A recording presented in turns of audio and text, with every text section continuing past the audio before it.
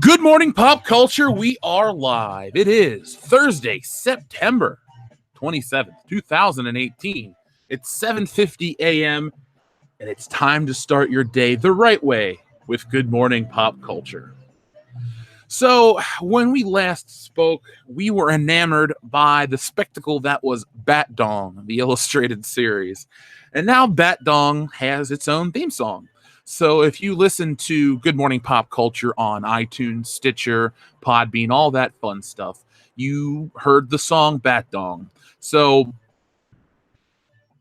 probably laughed your ass off. And if you're a patron, I'm going to put the MP3 up there for you today, so you guys can have something to laugh at and do with what you need to with the Bat Dong theme song. But just when you thought it was all done with Bat Dong, we had a whole nother day of geek culture news and entertainment come out.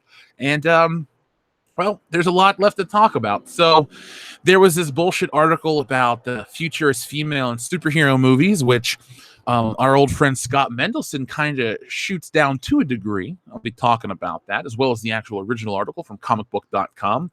We're going to be talking about the X-Men trailer and a few other funny things, as well as the Goldbergs report. So let's see where we're at in terms of viewers. Oh, we're almost to 200 already.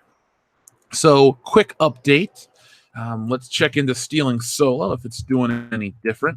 I haven't had a chance to go into any of the Comicsgate streams. Oh, well, we've passed $32,000. So here you guys go. Check that out. Stealing Solo has passed $30,000, past $32,000, and we're getting closer and closer to the first stretch goal of, the second stretch goal, which will be Anthology for All, Ashcan edition, of course. And once we get past the big one, then it becomes colored. So while we're checking that out and waiting for the next 50 people, we have a super chat from the one, the only, Harrison Ford. You've been torturing me with this music for months now. I can't take it anymore. Stop showing Back to the Future Part 2 on a continuous loop. Help! Well, Harrison Ford, you love Back to the Future Part 2. You request that you watch it every single day in perpetuity. That is why you'll never know what happens to Doc and Marty in Part 3. See, you were so busy filming Indiana Jones and the Last Crusade that Back to the Future Part 2 was something you've never seen. And then number 3 came out and you were busy getting ready for, I don't know, that Roman Polanski movie. So Harrison Ford, I'm sorry. I can only do what I can do. And what I can do is make sure you're enjoyed constantly by the Robert Zemeckis classic, Back to the Future Part 2. Hell, you didn't even know there was a first Jennifer. You just thought second Jennifer was the only Jennifer. Sigma, thank you very much for your super chat. Love your guys' stuff. I need to do math now. Bye. Well, enjoy your math. I don't like math, so good luck with that. I passed it in college, and that's about the last time I've done it, besides money and shit like that. But I don't sit down for a fun afternoon of long division, fractions, y equals mx plus b, and all that other shit. But that's where we are. Yesterday's show was so much fun, and I'm hoping we can have the same amount of fun. By the way, for those that are just joining us, last night we recorded a bunch of Schlocktoberfest stuff for Patreon. So you guys are going to get, over the next couple of days, quite a few bonus episodes. We're talking like close to 3 hours of extra content only for the patrons. So if you're one of the 317 patrons, be prepared for some fun. We're going to be talking about, you know what? Some of it's going to be a surprise. Maybe I should keep it to be a surprise for you. But if you want to get involved with that, the Patreon page is available. Only $1 a month, and you can get access to all that fun stuff. And another thing we'd like to announce right now is our Twilight Zone episode that we're going to do on the 10th of October has changed. Originally, we were going to do 5 episodes, but last night we just determined that 5 episodes just wasn't enough. So that Twilight Zone marathon has now become 10 episodes. So be prepared for that. And we will announce the list to everybody over the weekend, as well as all the horror films we're going to do on Halloween proper, so you guys can know what we're going to do, and so you can join us in the avant-garde of the new aesthetic, aka watch the movies on Halloween. It's going to be a lot of fun, and that's the word to describe it. We're going to be drinking all day. It's a case race. It's a race to the bottom. That's all I can say. So we have blown past 200 viewers. So now it's time to start the show. So let us begin. I apologize in advance for the garbage that we're going to have to talk about. Now, don't worry. I'll have my own hot take on all this stuff, and I'm sure you guys will chime in and let me know too, because this is people's podcast. Box office analysts say future-led superhero movies are the future. Just another way to tear us apart as a community. So, Gal Gadot's Wonder Woman and Brie Larson's Captain Marvel are leading the charge in upping women's presence in superhero movie genre, which box office analysis will say only continue to grow as female-led superhero movies emerge as the next wave of Hollywood blockbusters. Female superheroes should be consistent presence going forward, as stunning successes of Black Panther and Crazy Rich Asians have taught us representation matters. Kiri Bible, a box office analyst and movie consulting firm Exhibitors Relations, told CNBC, "Women want to see themselves reflected on screen and empowered. Why should men get to have all the fun?" Warner Brothers and DC's adaptation of Wonder Woman, headlined by Gal Gadot, steered by Patty Jenkins, became the first female-led superhero hit of the modern era with a tune of $821 million, making it the highest-grossing live-action film directed by a woman. Marvel Studios' Black Panther drew praise for its breakout female characters, proved an even bigger hit with $1.3 billion worldwide, becoming the 9th highest-grossing film ever and just the 3rd to earn more than $700 million domestically. In the wake of their success, studios will continue to diversify, and they hope to reclaim the same box office potential exhibited by Wonder Woman and put the spotlight on women in Black Panther, which put the spotlight on people of color, 2 demographics starved for representation on the big screen. They're reading the temperatures of the room, says Sean Robbins, chief analyst for boxoffice.com. Slowly but surely, the industry is moving towards equal representation in terms of who runs the studios, who makes the movies, and whose faces we see on the big screen. Robbins said Gadot and her Amazonian superhero are now the indisputable foundation of the current DC movie universe. While female is the future, Bible said the films will find themselves under more scrutiny than their male counterparts. If they aren't successful, it will give studios, executives, and industry pundits reasons to believe that female superheroes or action films don't make money and won't in the future, Bible said. Men are allowed to fail, but women are given fewer chances and the stakes seem higher. Thankfully, we have an article to dispute this bullshit, because internet cancer is a real thing, folks. So cover your heart, Indy. Don't look at it, Marion. Disney is anticipating another box office hit with Captain Marvel, which opens March 8th, International Women's Day. Convenient. Black Panther opened Black History Month. Convenient. And it's the first film in the studio's 10-year history headlined by a woman. The Marvel Cinematic Universe, blah, blah, blah, blah, blah. So the rest isn't really important. The rest is, this is cherry-picking elements. Now, let's talk about Black Panther for a moment. Black Panther didn't make a bunch of money because it was representative. It made money because of the MCU ties. It wasn't this next evolution in the future of films, because we have a whole bunch of movies that shoot this film or this article's theory in the foot. Ghostbusters, Ocean's 8, all kinds of stuff. And the SJW media is beginning to fight amongst itself. And we'll talk about that video from that Umbrella guy in a moment. Voorhees67 is back. He said, dude, it's 5 a.m. Go the fuck back to sleep. It's 8 a.m. here in the Eastern Standard Time. So good morning. Good morning.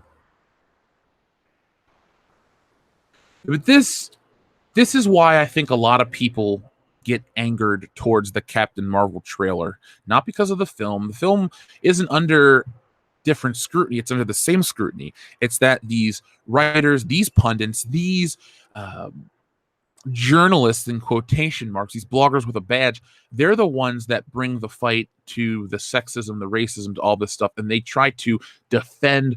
See, they take criticism as a terrible thing. Like, you need to just accept me for how I am.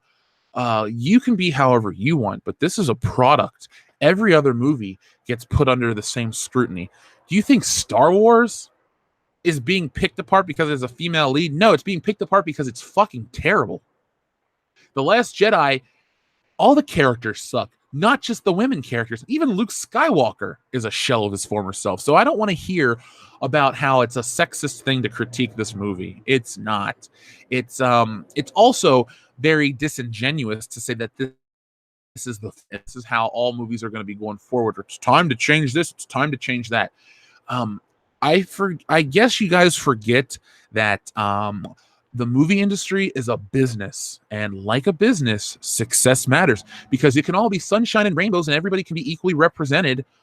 But if no one goes to see your fucking movies, where's your argument? Well, they're racist. Well, you realize, well, when you have let's say a black superhero led film failed, Blade Trinity wasn't really that big of a hit, or that well received, and it kind of killed off the Blade, or the Blade TV show.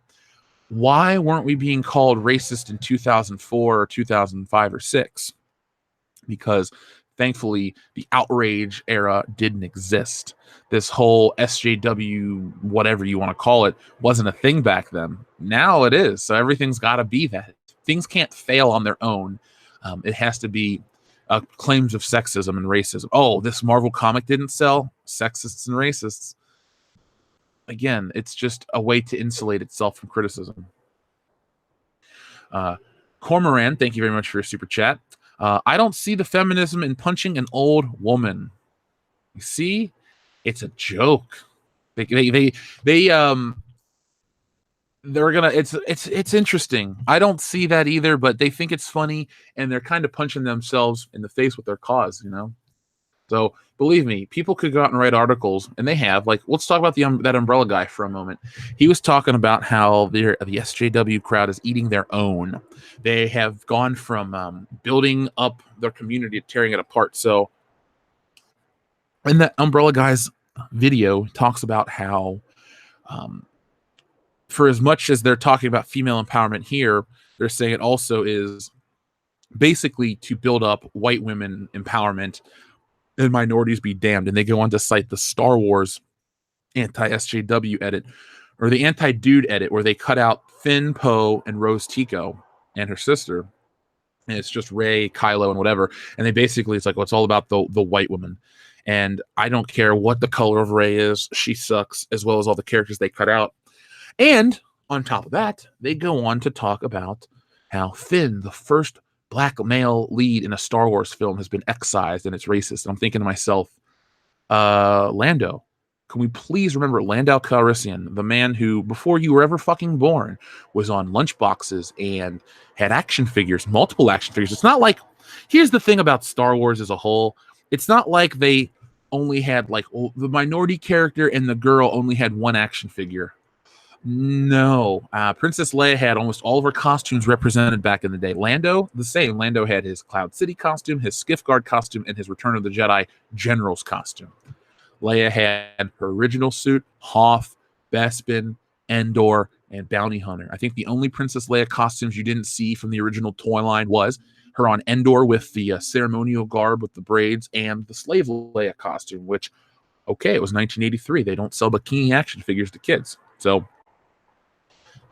again, I don't want to hear about this whole lack of representation in Star Wars. Like we've said countless times, it's not about true representation. It's about trying to claim a first. Your cause is first. You want to take pride in originating something. Well, originate the hashtag I'm an idiot. I fucked it up for everybody. Cesaria Japan, thank you very much for your super chat. Where is my representation in movies as an attack helicopter? Well, there's a film called Home Fries, and it sucks. So I think you need to start advocating for the remake/reboot. So the original one had Drew Barrymore. Let's get the remake starring Idris Elba, Jake Busey still, and we'll have Skeet Ulrich and Deborah Noonan, if she's still alive, in that movie. So there you go, Cesaria Japan. Your representation is in a film called Home Fries, and it sucks, but it's time to remake it. Superfan Adam Shawhan says, the Shawhan Wiener Dog Clan and I would like to ask world-class bullshitters in the community to wish our very good friend Jason Clark a very happy birthday today. Thanks. All right, everybody. Well, Jason Clark is a good friend of Superfan Adam Shawhan and the Wiener Dog Clan. So from all of us here at World Class Bullshitters, happy birthday, Jason Clark. And everyone out there in the chat, let's wish Jason Clark a happy birthday as well. Also, while we're wishing happy birthday, we have 310 viewers already, so we're doing well now, 311. So let's get the likes up to 312 because, give an extra one for me. So let's see. Tim Riggs, thank you very much for your super chat. Good morning, pop culture. Where the white women at? We save those for world class bullshitters where Dion's here. That's all I can say. That's all I can say. We save those for Dion because the bar is so incredibly low with Lena Dunham. We got to just leave them all for Dion. I mean, if he'll eat those muff crumbs, well, at least somebody is.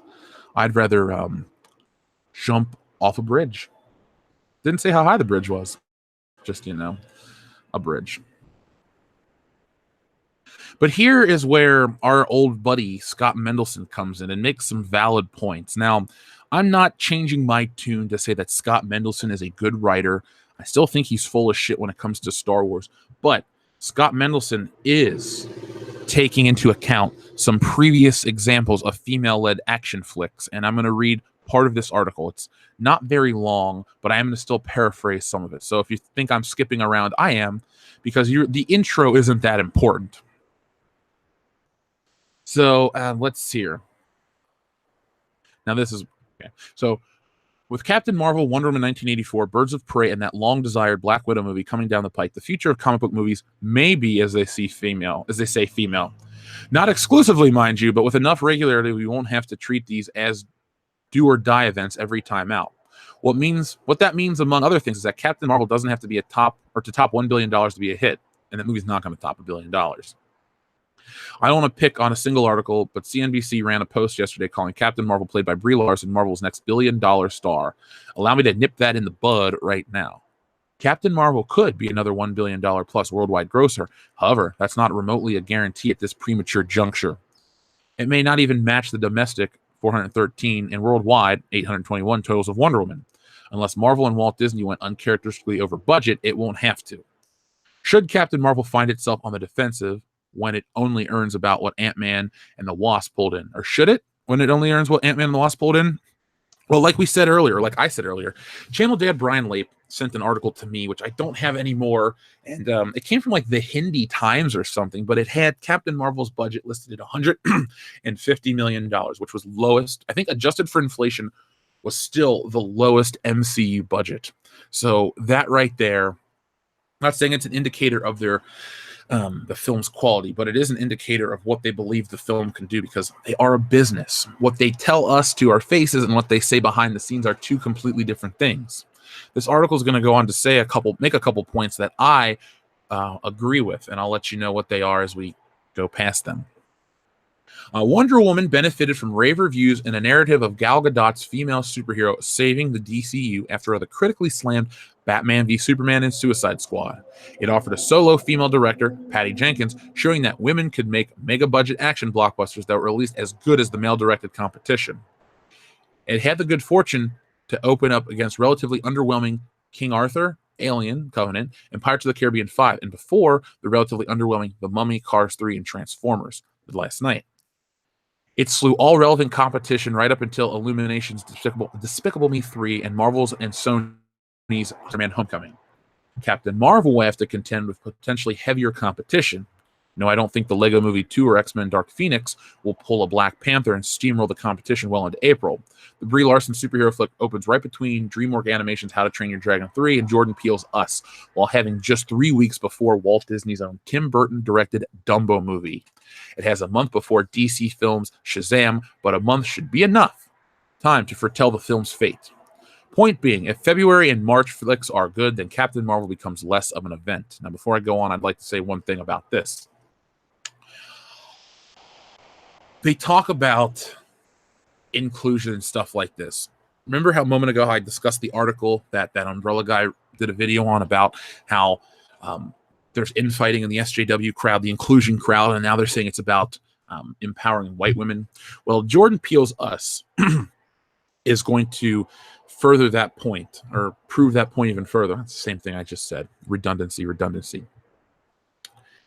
You're going to have, let's say there's X amount of people in the inclusion crowd with only a finite amount of money to spend. Because let's be honest, the people that are into this shit, like hardcore that are online, they don't have degrees and stuff that make them money, or avenues to make a lot of money.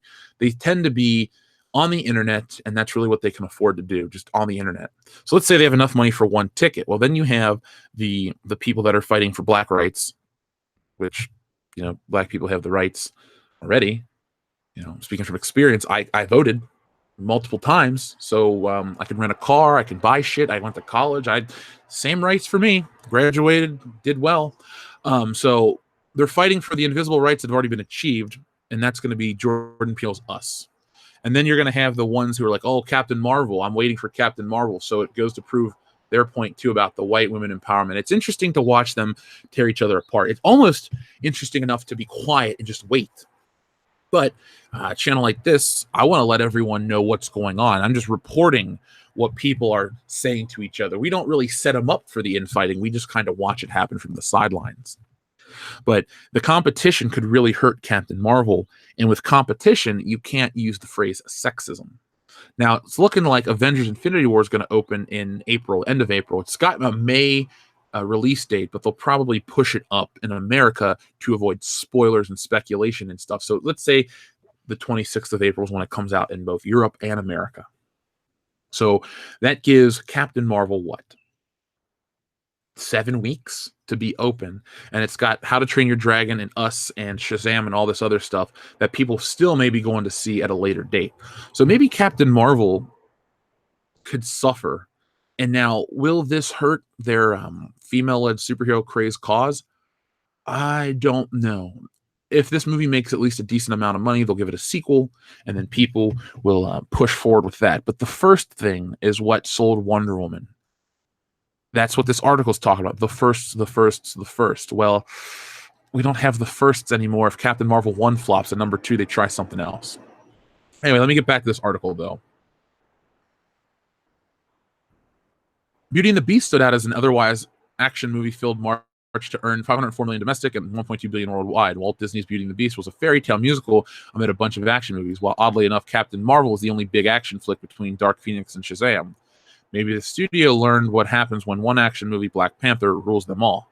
So yes, Captain Marvel could pull $1 billion globally. However, just because Wonder Woman earned 812 and Black Panther earned 1.3 billion doesn't mean Captain Marvel is going to outgrow Spider-Man Homecoming or Thor Ragnarok. Here's another key thing to remember. Wonder Woman didn't succeed on that scale that it did specifically because audiences raced out to support female-led action movies. It succeeded because people really wanted to see a Wonder Woman movie. If audiences supported female-led action movies on principle, then the likes of Tomb Raider, Atomic Blonde, Resident Evil: The Final Chapter, and Ghost in the Shell would have been much bigger grossers, especially in North America. That is the most important part of this whole statement. If audiences supported female-led action movies on principle, then the likes of Atomic Blonde, Tomb Raider, Resident Evil: Final Chapter, and Ghost in the Shell would have been much bigger grossers. Wonder Woman is an established character that's, 77 years old at this point. She looks good for her age. Not a wrinkle on that face, much like my grandma. But you have generations of fans. With Captain Marvel, much like a lot of the Marvel characters, there are so many different iterations, interpretations, and versions of the character that people either like or don't know about.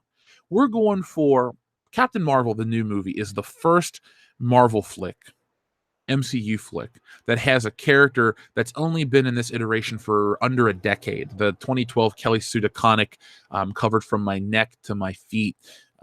There's no time for humor. There's no time for anything that's not kill, grim, fuck you.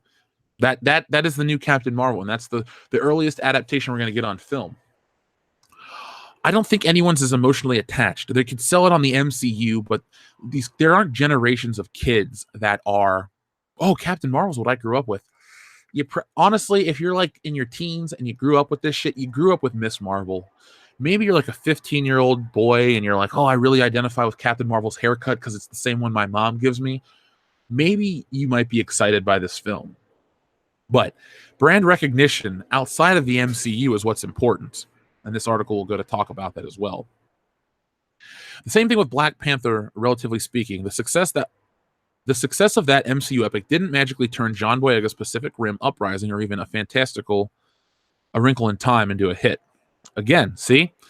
Just because stuff happens in the MCU doesn't mean the whole future or the taste of Hollywood or the world is changing. Again, I throw you Ocean's 8, I throw you Ghostbusters 2016. Two, I believe they're both Sony. I know Ghostbusters is Sony. Two films that were sold on the female version of, which didn't necessarily work. In Ghostbusters' case, it damaged the brand irreputably. You still see your remnants of people out there trying to say, well, Ghostbusters 2016 or Answer the Call is so great. And then when you say, no, it's not, well, you've never fucking seen it. And I'm like, I have seen it. Here's proof. And then they shut up. So that movie still has its contingency of idiots that want to support it blindly. I welcome those people to support all these other movies because they won't. They'll have some excuse. I don't want to see Atomic Blonde. I don't want to see Ghost in the Shell. I don't like anime. Well, you got a problem with international adaptations? What, you racist, bro? You don't like the Japanese? What's your problem, bro? See, all these people are stupid. Now, this is what Scott goes on to say. This is not necessarily criticism. Okay, yes, it is, because you know where I stand on that. Wakanda Forever, please go. Let's see. Moreover, Captain Marvel doesn't have the same solo, not a white guy director with the media-friendly story. See, media-friendly story, guys, I could make a bullshit movie, but if I come up with a media-friendly story for today's culture, I'm going to make a ton of money. Captain Marvel isn't anywhere near as popular as Wonder Woman or Harley Quinn, especially after that cryptic first trailer. Captain Marvel may be the first MCU where, unless the fact that it's a female superhero movie matters, which it should, I disagree. The primary hook is at another MCU movie. The undeniable power of the trailers can stand up and stand. Sorry, the undeniable power of the trailers can stand up, will stand up. Closing montage notwithstanding, that's a different pitch. To the extent of that general audiences aren't inherently familiar with Captain Marvel characters, there's a huge difference between it's a Wonder Woman movie and it's an MCU movie, where the superhero happens to be a woman this time. Even if Black Panther was a cult character, at least among white folks, well, he was an easy sell as what if James Bond was king of a scientifically enhanced African nation. The movie was also able to sell itself from the director of Fruitvale Station and Creed, which is an easier pitch than from the directors of Half Nelson, Sugar, and Mississippi Grind. And this means that Captain Marvel is doomed. Here's another MCU movie with a lousy first trailer. I don't know what that is. But Marvel is a trusted brand. The mere pitch of, hey, it's a Marvel movie with a lady in the lead role should be enough to score pretty huge on International Women's Day, presuming the movie is decent, or at least offer a crowd-pleasing Captain Marvel. The only thing that would go wrong is if folks started crowing about superhero fatigue or, Wonder Woman was a fluke if Captain Marvel only earns $550 to $650 million worldwide. The future of comic book movies may be female because it's the next stage in evolution of superhero movies, but that's something I'd like to dive into later when I have a moment. Wonder Woman was a massive hit because it was a well-reviewed and well-received Wonder Woman movie that tapped into the cultural zeitgeist. Ditto Black Panther. As much as I would love to argue that its success meant that big-budget female-led action movies are now bulletproof, we sadly know better. Yes, we do sadly know better. It's, like I said a moment ago, we have our friends from the Ocean's 8 crowd to know better. So, Mexi Man and Cheese, long time no see, my friend. So this is how the MCU dies, with thunderous, loud, deafening rees. Yeah. It's the end, my friend. If you take these two articles, and one is fairly decently written with Scott Mendelson. I can't believe I'm giving him the credit. And then the other one is kind of a bullshit. I'm picking put it in my hat. Pretty much put it like this. For as much as I disagree with Scott Mendelson on everything, including Star Wars, at least the man has a background with writing.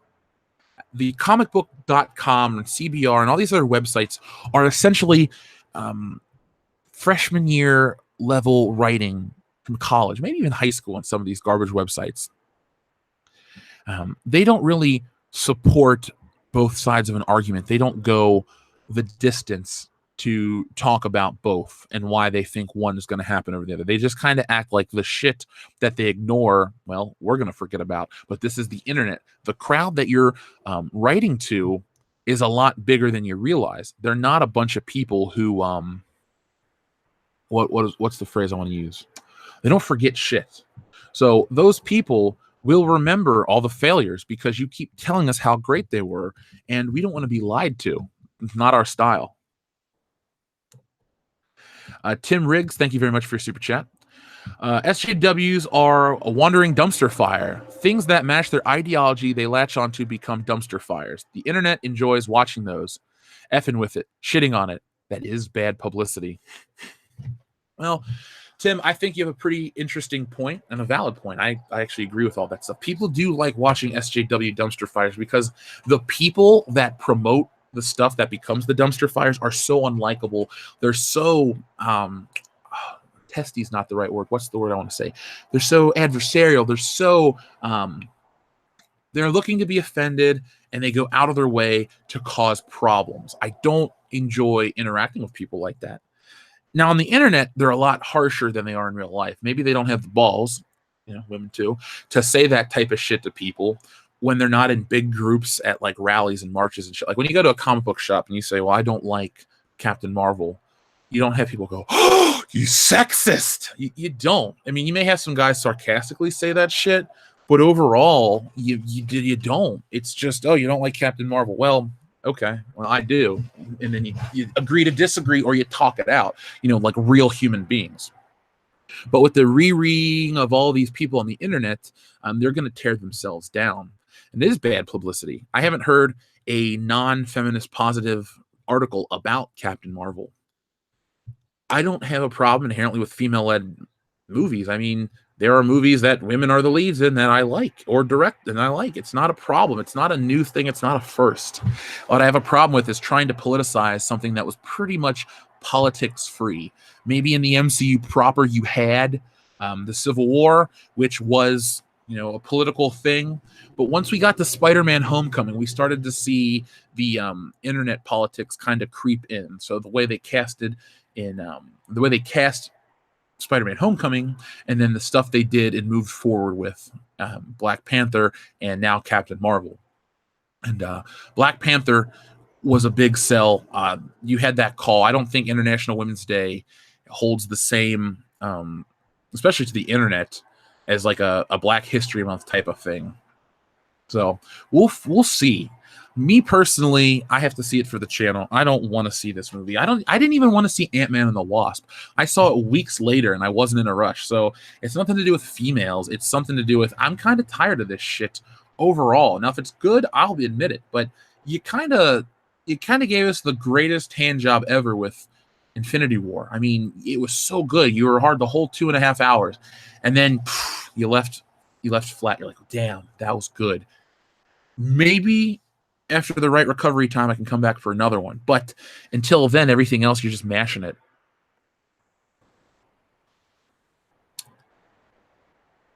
Let's see. Mexi Man and Cheese says, you remembered me. Now I feel eternally validated, LOL. On a serious note, SJWs have all the same personality. If life is a simulation, they are the NPCs. They are, and they're poorly programmed. They walk around in circles and they bump into shit. They're like those characters in Doctor Who. Hey, who turned out the lights? Hey, who turned out the lights? Hey, who turned out the lights? A couple months ago when they first announced Jodie Whittaker as the Doctor, I was going to make a video on it because I was on Facebook and I saw how people were complaining about it, but I saw a lot of women complaining about it too. And you don't really... What argument do you have if a woman says, I liked Doctor Who as a male, or I liked the Doctor as a male, blah, blah, blah, that's not my character. Like, do we try to discredit their argument because it doesn't fit with the narrative? So doesn't that marginalize their voices? Do you see what I'm saying? Basically, this whole outrage culture is eating itself and imploding. And we're finally at a point where it hasn't reached critical mass yet, but we'll be there in the next, 6 to 7 months when we get to Captain Marvel in March 8th. Depending on how they market this and how Brie Larson when Brie Larson goes out and says shit in the media, people are going to pay attention. People pay attention to everything these actors say, not just Brie Larson. But if people say, well, she's under more scrutiny because she's a woman, no. People are paying attention to her more because she makes a scene every time she goes out. the Lucy Awards at the Academy, the Lucy Awards for Wrinkle in Time, blah blah blah blah blah. It's because of these white male critics. Oh, Brie, why the fuck are you putting your foot in your mouth? Well, this movie is this reason and this stuff. I can't believe that people want to give her a pass. You are your public appearance to a lot of people. You represent yourself as arrogant and unlikable. So when you're involved with something that so many people like from so many different walks of life, male, female, black, white, and everything in between, you kind of do begin to worry and pay more attention, because some people, like that umbrella guy, myself, you want to watch where the decline began. And if Captain Marvel is the dumpster fire, well, we can start. For me personally, I'll say that decline began with Spider-Man Homecoming, and it got worse over time. And Captain Marvel is the last chance that it's going to be, decent. Now, they had a trailer come out yesterday, X-Men Dark Phoenix. Did everyone get the chance to see that? Press 1 if you did. Now, Dark Phoenix, here's what you can do. The reason I bring this up, 1, because the trailer is new and we're going to talk about it, but 2, if Dark Phoenix flops, you can talk about how Jean Grey is the titular character, the lead, a female-led film where the actress Jennifer Lawrence, who's not the Dark Phoenix Jean Grey, but who is one of the highest paid actresses in history.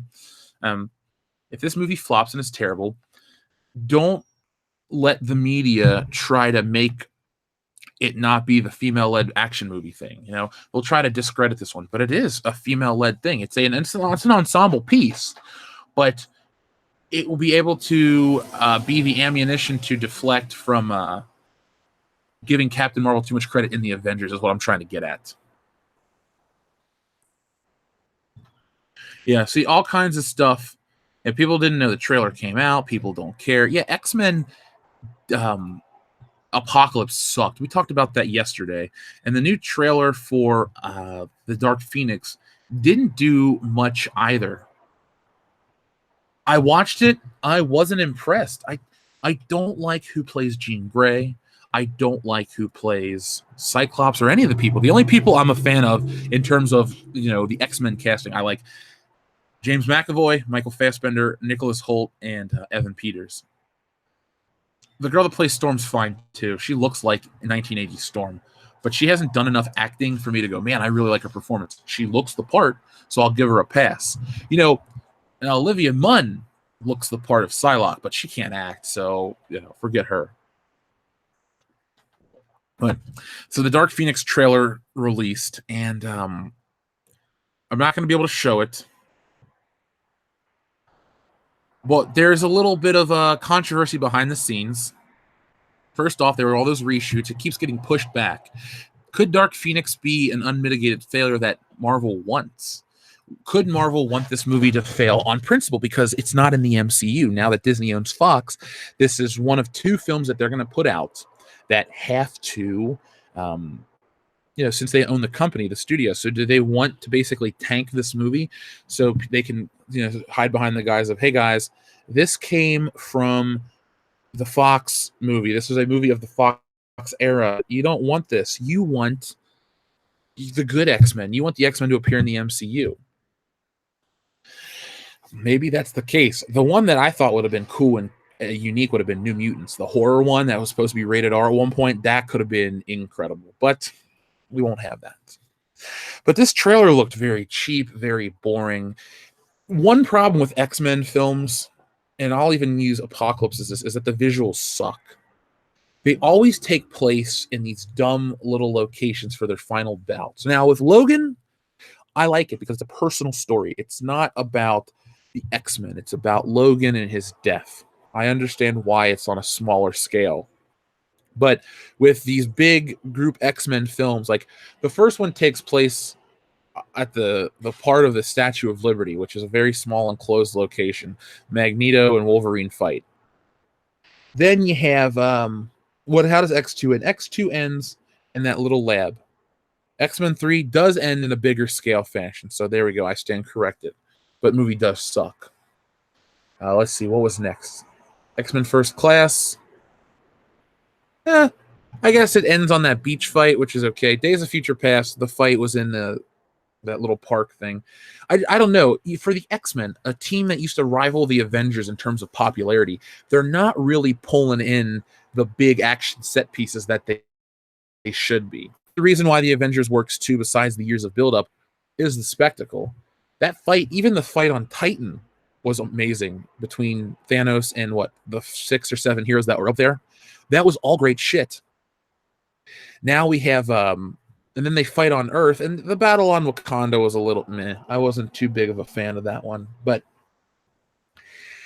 we have these X-Men movies that just come out and kind of go away. X-Men used to be the biggest brand, not anymore. So I'm not excited for this movie. I don't know about you guys. The storyline in the comic book is fantastic. X-Men Dark Phoenix.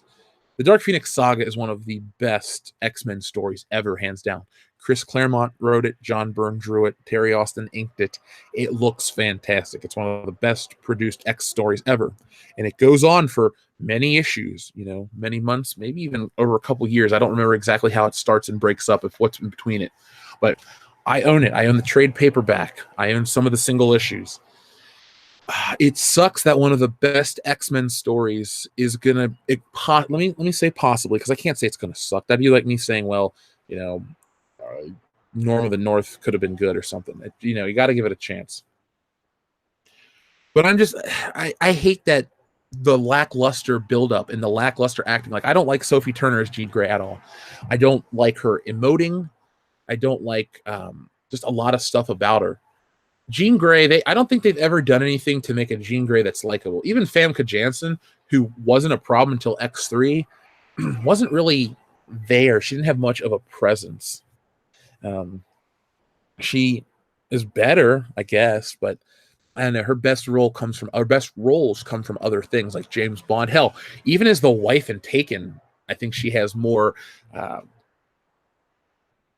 more of a presence than an X-Men. I guess I should rethink that X-Men movies are just the Wolverine show. Whatever. But I'll tell you what can make all these movies better. It's just a little bit of bat dong.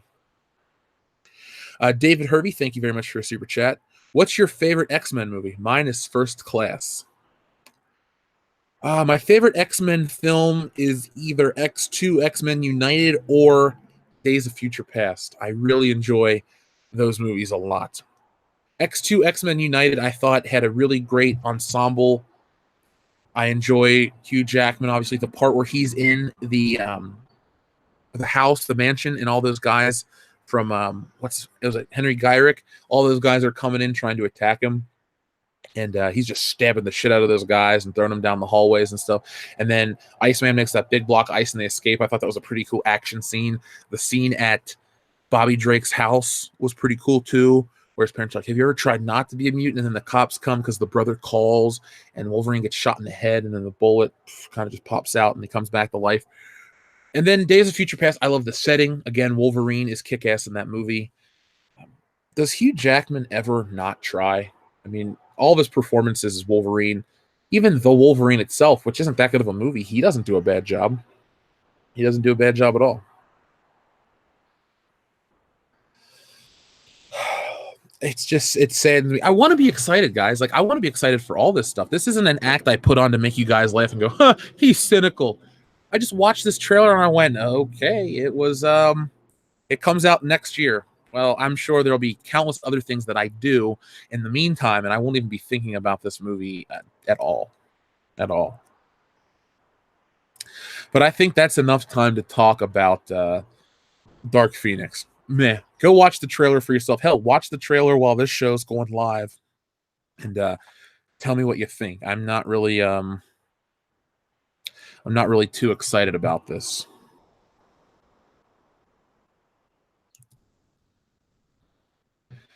So let's see. The first trailer for Dark Phoenix is confirmed the official title, and it's something missing, including X-Men. Dark Phoenix is the sixth in the main series of the X-Men films, but Fox has stressed that it stands relatively apart. Ty Sheridan, who plays Cyclops, has suggested that Dark Phoenix is more of a drama than a superhero film. Sophie Turner, who features prominently in the trailer as Jean Grey, has gone as far as to claim she believes it will revolutionize the entire superhero genre.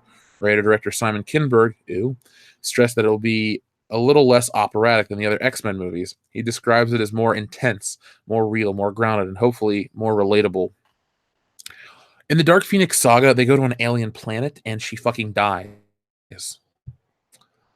I guess we're not going to get the cool part where she goes, because the Phoenix Force is like an intergalactic power. So you ground when you can take the X-Men to outer space. You ground it. You had a chance to beat the event. Well, no, take that back. Avengers went into outer space. Not as the whole team, but a good chunk of them went into outer space. Well, let's be fair. Only Iron Man and Spider-Man went to outer space. Thor came from outer space, and the Guardians were there too. So either way, you could have had the X-Men go to space and fight and do this crazy cool shit. And then you could have had the same ending where Jean Grey, has to suffer the fate. Let's see. So they're just talking about that. I'm trying to find out where they say there's a reason. So the two possible reasons why they're taking X out of it, to have an element of truth to them. First is that Fox wants to sell the film on its dramatic characters rather than a bombastic action film, which would match the approach of Logan, an intimate portrayal of the last days of Hugh Jackman's Wolverine and Patrick Stewart's Charles Xavier. This would be why Sophie Turner's Jean Grey features prominently in the first trailer. She's the emotional linchpin to the entire film. Dropping the X-Men reference signifies that it's much more of an ensemble movie than it is a character piece. There isn't so much of an ensemble picture as is a character piece, with Jean Grey as a subject, as the rest of the cast almost secondary. The second reason, more cynically, is that Fox is well aware that their X-Men brand is somewhat tarnished and that central movies have been hit and miss with their reputation, with the latest X-Men film, Apocalypse, grossing less than $600 million worldwide.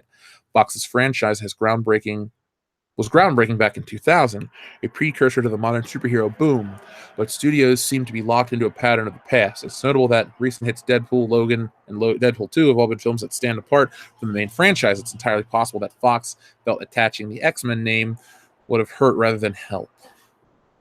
All stupid reasons. Well, no, they're not that dumb. Let's look at the first reason, though, why. They want to make it about Jean Grey. Well, the reason the Logan movie was so well received, one, because it was well made, two, because everybody likes Wolverine, and we've all been with Hugh Jackman. That was, 2017? We are on a 17-year journey with Hugh Jackman as Wolverine. It wasn't like we've had 3 actors or 2 actors play the role. No, Hugh Jackman has been the one uniting thing between all the X-Men films, including Deadpool. He pops up in Deadpool is just a picture of his face, but still, there's Hugh Jackman references and all these things. So it is the X-Men. Hugh Jackman is the Robert Downey Jr. of the X-Men franchise.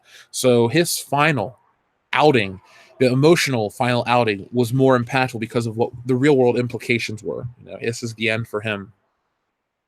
I do think that the X-Men brand has been tarnished. Black leather and all this other shit has really hurt X-Men in the long run. It was cool 18 years ago when it was new, and I drank the Kool-Aid. X-Men 1, I saw it in theaters. I got the DVD for Christmas. We did, what else? I saw X-Men 2 later. It was great. 3, not so much. My point is, I bought into it. They don't really age well. They don't really have much to say. We've had better superhero films, but X-Men seems to be living in the past when they don't really evolve with the other ones. They want to, I'll give them credit. They do try to do something different, but they evolve in a way that isn't beneficial, I think, to the brand of X-Men. Bright and colorful superheroes are the norm now. If Fox really wanted to make some serious bank, because they tell you that this movie is not associated with the other ones as much, it more of is a standalone thing.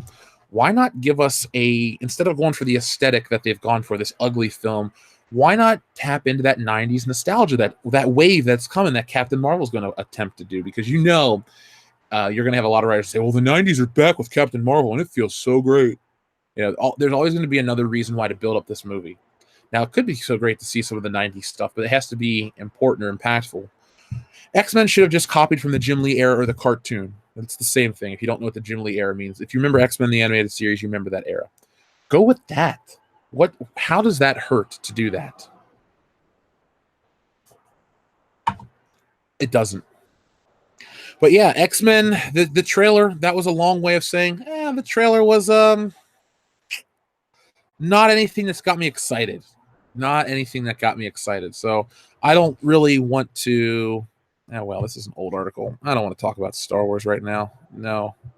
No. No, no, no.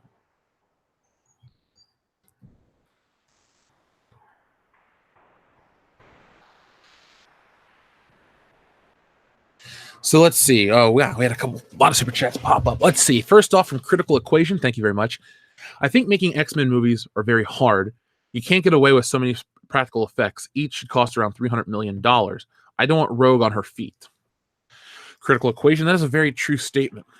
Maybe that is where you can this is how you determine which X-Men to feature in your film. Now, we live in a world where you can get characters to fly around on Netflix shows. CGI has become so ubiquitous that it's the entry-level price is not as high. I would like to see X-Men, though, in more fantastical settings, because Cyclops effects are pretty easy and cheap. I mean, the dude just wears a visor and then they do it in post. Same thing with Wolverine. Jean Grey, all you do is they're going to CGI her eyes and make fire come out of her hands. Professor X has got it the easiest. Magneto, more practical in that regard. I'm sure there is a level of craftsmanship and skill that is required to make X-Men films, and I don't think they've really hit those as of late. They do not look that good. I mean, even Apocalypse, which was supposed to take place in ancient Egypt, well, not in ancient Egypt, but in Egypt, and there were supposed to be pyramids and all these effects and all these crazy things.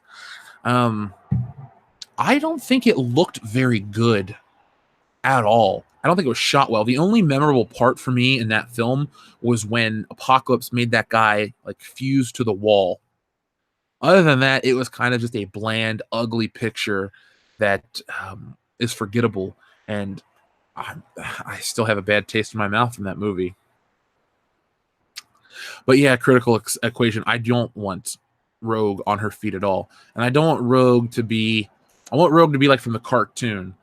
Skin tight bodysuit, leather jacket, big hair, white streak, funny, not sarcastic or constantly scowling. Rogue, she doesn't have to smile every minute, but she should be making jokes. Storm can be the more stoic one, but motherly. She calls everyone my child, all that stuff. So you could have that, and then you can have Jubilee bring it up with, or you don't even have to have Jubilee. You have Jean Grey. Jubilee can sit this one out. I don't like Jubilee that much.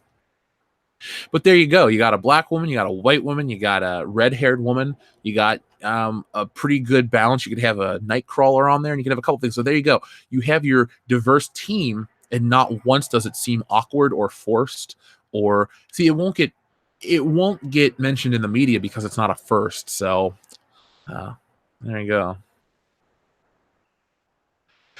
Man, we got a lot of viewers this morning.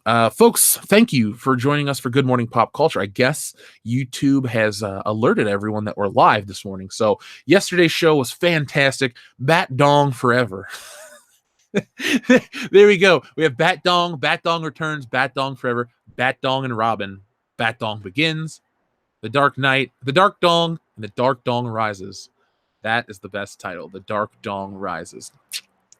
Grendel Fan 84, thank you very much for super chat. So if we go in with subverted expectations, we will have a good time. No thanks. Yeah, this almost seems like an excuse why the movie sucks and why you should give it a chance. That's not good enough for me. That's not good enough for me at all. I don't think subverted expectations can ever be taken seriously in a geek culture or a geek-centric film ever again. Rian Johnson has changed that. And we're not going to be able to use that phrase ever again. I think Rian Johnson needs to be used as a case study and a cautionary tale for all directors in Hollywood. Like if we've ever reached a Hollywood director, like right now, let's say someone's out there listening, like a Todd Phillips, never, ever talk about shit that Rian Johnson has said publicly. Keep it at home, in a meeting, in an office somewhere, but don't use that Rian Johnson terminology in the real world, because all you're going to do is make your movie stink and people won't want to see it. Tim Riggs, thank you very much. Prediction: Dark Phoenix fails, Captain Marvel underperforms. Headlines will be comic book movie fatigue, won't acknowledge shitty acting or story. Tim, that is a very, very real possibility. It's also very scary and depressing. Look, if this movie sucks, it fails on its own merit. Captain Marvel sucks on its own merit. I just hope that Infinity War can end strong. I mean, there are all kinds of leaked images for costume designs and stuff, and I'm excited. I like what I'm seeing. Um, I'm pumped because of the goodwill for that. It's almost in my mind that you have the Avengers movies. Yeah, they're all tied together, but the Avengers 1, 2, 3, and then soon to be 4 are their own franchise that you can watch without the other ones and still get what's going on. I just don't want that to hurt Avenger Infinity War Part Two's box office. Maybe I'm a little protective, but again, Dion and I have discussed it for a decade of, this big blow off, this one day eventuality. So, but Tim, talking about your stuff, your predictions, I don't think the Dark Phoenix is going to make a bunch of money. It's going to come out at a weird time in February, and they don't have the whole Black History Month to put on it. You're not going to have actors and actresses like Octavia Spencer say, I'm buying out an entire screening for my local community. You're not going to have people raising hundreds of thousands of dollars on GoFundMe to take, underprivileged kids to the theater to see Black Panther. I feel like that is not a good choice to take a group of kids like the inner city to go see Black Panther. Why not take them to go see Spider-Man? At least Spider-Man lives in a believable setting. Everyone can relate to family, to friends. A fictional king that globe hops.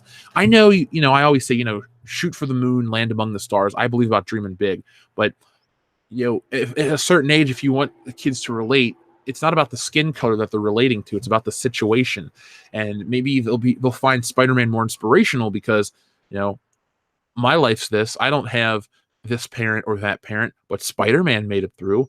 You can't look at Spider-Man. A lot of people look at Luke Skywalker and say, man, I'm facing adversity. This has happened. This has happened. And they looked at a character like Luke Skywalker to as a character of strength, much like Anna, that Star Wars girl. She loves Luke Skywalker. Her and I talked for about an hour off air after the High Council. We talked mainly about Luke Skywalker and how inspirational of a hero he is to her. There's a difference between aspiring to be great and a hero that's inspirational to help you get through a time in your life. And I don't think Black Panther is the latter. I think Spider-Man, or somebody on a grounded level, I think really Spider-Man, that's why he's so successful, because he's relatable and believable. He lives in an apartment. He's got an aunt. His parents are dead. Yeah, he's got spider powers, but his world is our world. It's a human drama, a soap opera at times. There's crime, there's murder, there's mystery, there's gun violence, there's stuff like that. It's not the sky opened up and Galactus tried to eat the planet. The sky's on fire. That's Fantastic Four shit, and nobody can relate to that. Everybody can see a little bit of Spider-Man in them. But yeah, if those movies underperform, they won't ever accept that they're bad movies. They'll say superhero fatigue, and then we'll have to hear excuses for months about Captain Marvel failing from both sides. They'll be like, well, it's, the world's sexist, and then people will be like, the movie fucking sucks, and all this other stuff. So there's going to be a lot of infighting. So guys, get your popcorn ready, a la Michael Jackson Thriller gif. It's going to be a fun ride. So we had a few more super chats pop up. And then I'll talk about the Birds of Prey question somebody posted. Swinging Cod, thank you very much. Best case, Captain Marvel tanks. MCU introduces X-Men. Rogue puts Carol in a coma in first movie. 90s Rogue and MCU, and we need more Jubilee, not less. All right, Swinging Cod, let's break down that super chat again. I'm liking what I'm hearing. First from Tim, now from you. I would like Captain Marvel. I think I don't want Captain Marvel to tank if it's great. I don't want like Solo Star Wars story was not as bad as episode 8. It failed for so many different reasons. Mainly episode 8 sucked. It turned off a lot of people. You had there's a backlash to Star Wars that we're still in the middle of. Captain Marvel's coming off of Ant-Man, which has no backlash. People don't talk about it. But it's a film that, it performed, it came and it went. Best case scenario for me, even if I'm going to be mean-spirited, what I would want out of Captain Marvel is for it to come and it to go, and then we move on to other things. But I definitely, even though I've never seen the film, I'd love for Rogue to come in and zap Captain Marvel of her superpowers instantly, and we have good Rogue. And the thing is, if you got to have more female superheroes, fine, but get the good ones. Don't get the unlikable, shitty ones that fail and they have to relaunch 10 times. I mean, remember, folks, you heard it here first on Good Morning Pop Culture. Captain Marvel, the 57th most popular superhero. I mean, they talk about awards, participation, excuse me if I could speak, participation awards. They talk about every kid gets a trophy, everybody gets a gold medal. Even at number 57, you get a participation award. I mean, that's how low the bar is right now. We go for number 57 in terms of August sales. I mean, with the superhero movies at an all-time high in terms of box office, and these characters they're ramping up for the next wave of them, you think that Captain Marvel would be higher than 57, at least 56. But no, number 57. Ugh. And more Jubilee, maybe. Depends on who plays her. If she's good. I don't want her to be... I mean, like they say in the cartoon, does a mall babe eat chili fries? Yeah. Give her that mall babe vibe. Don't ever mention her race one time. She's Asian. It's not even a point to bring it up. And don't have Kelly Marie Tran play her. Licardo Guerra, thank you very much. Would you watch a Rian Johnson movie he directs but doesn't write? No. On principle, I am personally boycotting any Rian Johnson films from my eyes. I will not watch anything Rian Johnson has done or will do in the future. I keep saying, oh, Looper was decent. Yeah, Looper was decent, but I'm done with it. I'll never watch it again. I won't give the guy a minute of my time. If he directs a Twilight Zone episode for that Jordan Peele show, I'm not going to watch it. It's just, for me, I'm not using this platform to tell you guys what to do. I'm just telling you what I'm doing. I won't watch anything Rian Johnson does. The guy is a dick.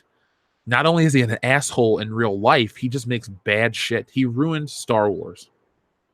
He didn't... The only positive to come from The Last Jedi is this community. We all found each other. We were all hurt by The Last Jedi, and now we have made lifelong friends. I'm friends with Jeremy and Ethan and all the other Geeks and Gamer crew. A lot of the listeners out there I've met, and now we're friends. So, that's the only good to come from it. I don't think going to watch another Rian Johnson joint or Rian Johnson production is going to be good for my soul.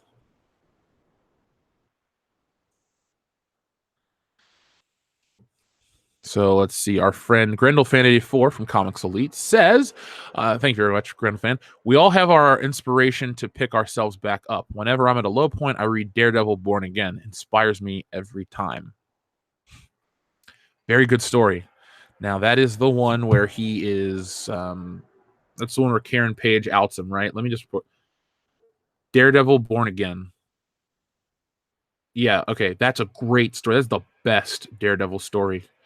David Mazzucchelli, I could be wrong. His birthday was this week, as well as yesterday was National Comic Book Day, and we lost a comic book legend, a guy named Norm Brayfogle. We'll talk about him a little closer to the end of the show. So there won't be a bad comic art segment. It hasn't been in a while. There's going to be a Graham Brayfogle memorial segment, just a moment, because I'm involved in comics and Comicsgate and stuff like that. I'm friends with Ethan. I'm doing my own story.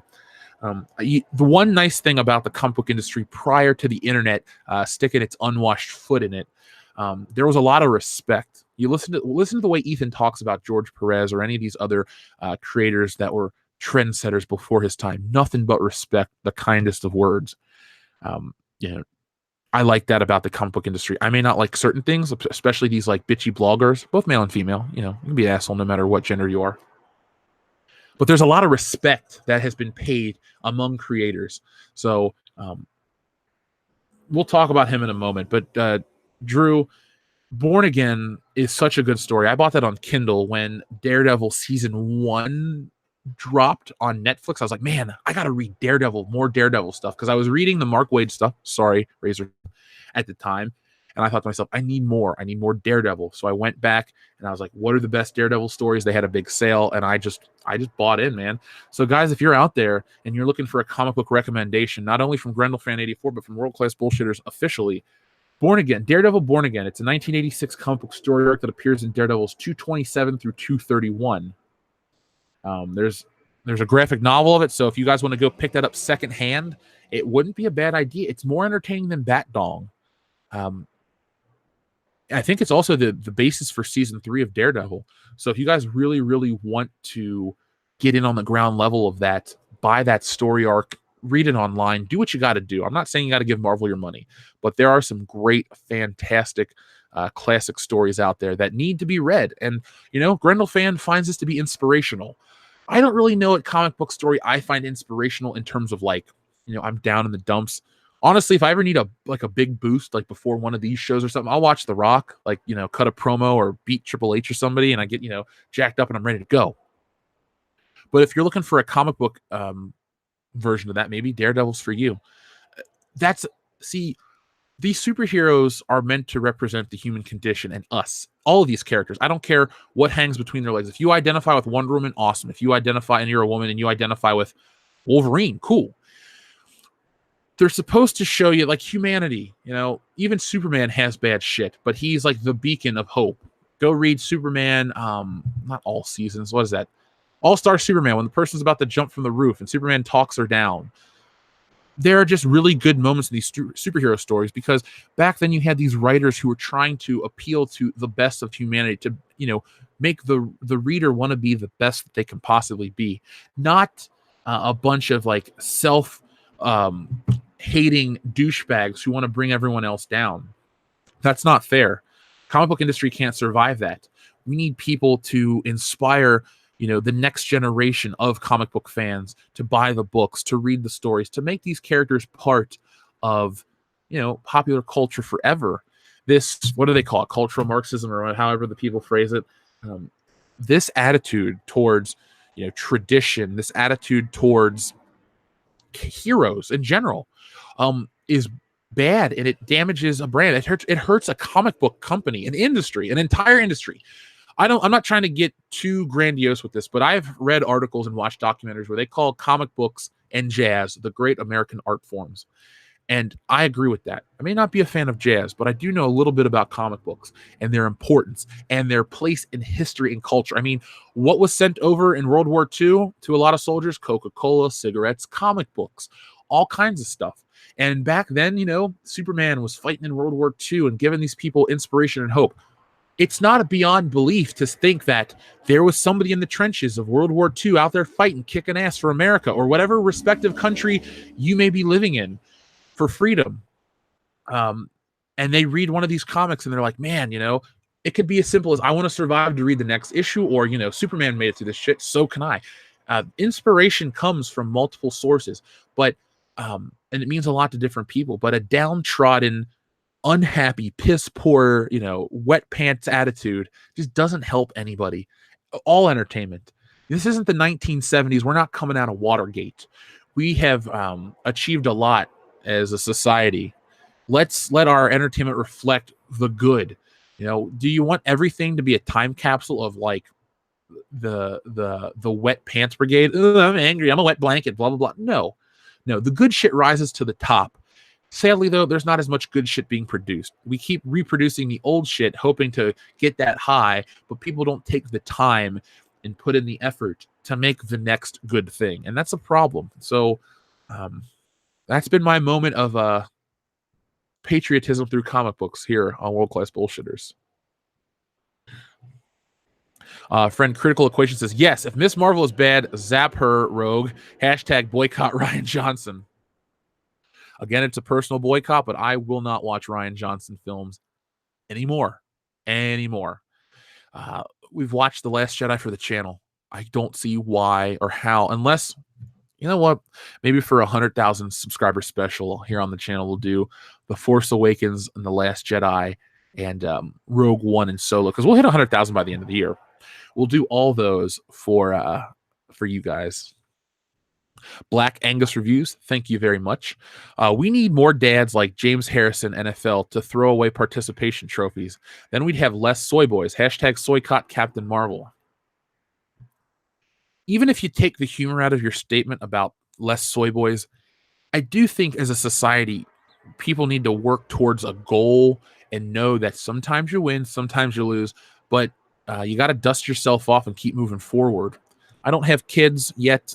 Maybe in about 10 years. I honestly could see myself being one of those guys that gets married in his late 30s, has a kid at 40, and just kind of does whatever. Because I'm building up my corner of the internet's getting bigger and bigger. The World Class Bullshitters empire is growing. I don't have time for that. But one thing I'll always remember is that it is good to be a happy kid, but when you hit a certain age, you got to understand not everyone's going to give you everything. You don't win for showing up. You don't get a passing grade at school because you were there. No, you got to study. You got to do the work. You got to, to get that scholarship money, you got to be the best in everything, and you got to work. You got to want it. And not everyone's going to be the best at math or science or this or that, but there are other things that'll help you differentiate yourself, and you can be good at them. You just got to find it at an early age, and people have to take interest in you.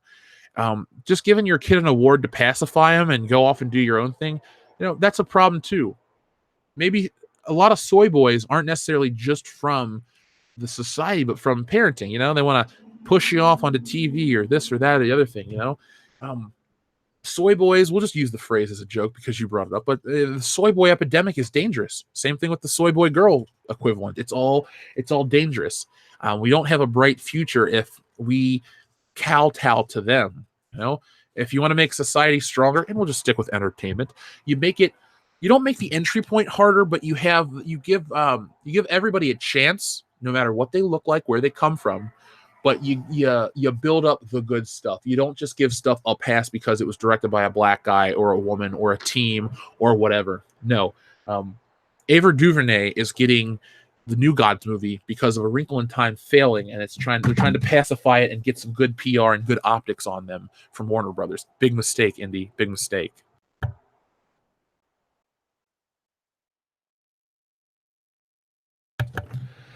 But we'll see where Captain Marvel goes. That's all I can say is we'll see. We'll see. Obviously, there's going to be a lot to talk about because this is a Marvel movie, and they never stop talking about them until they're out and maybe, sometimes fail.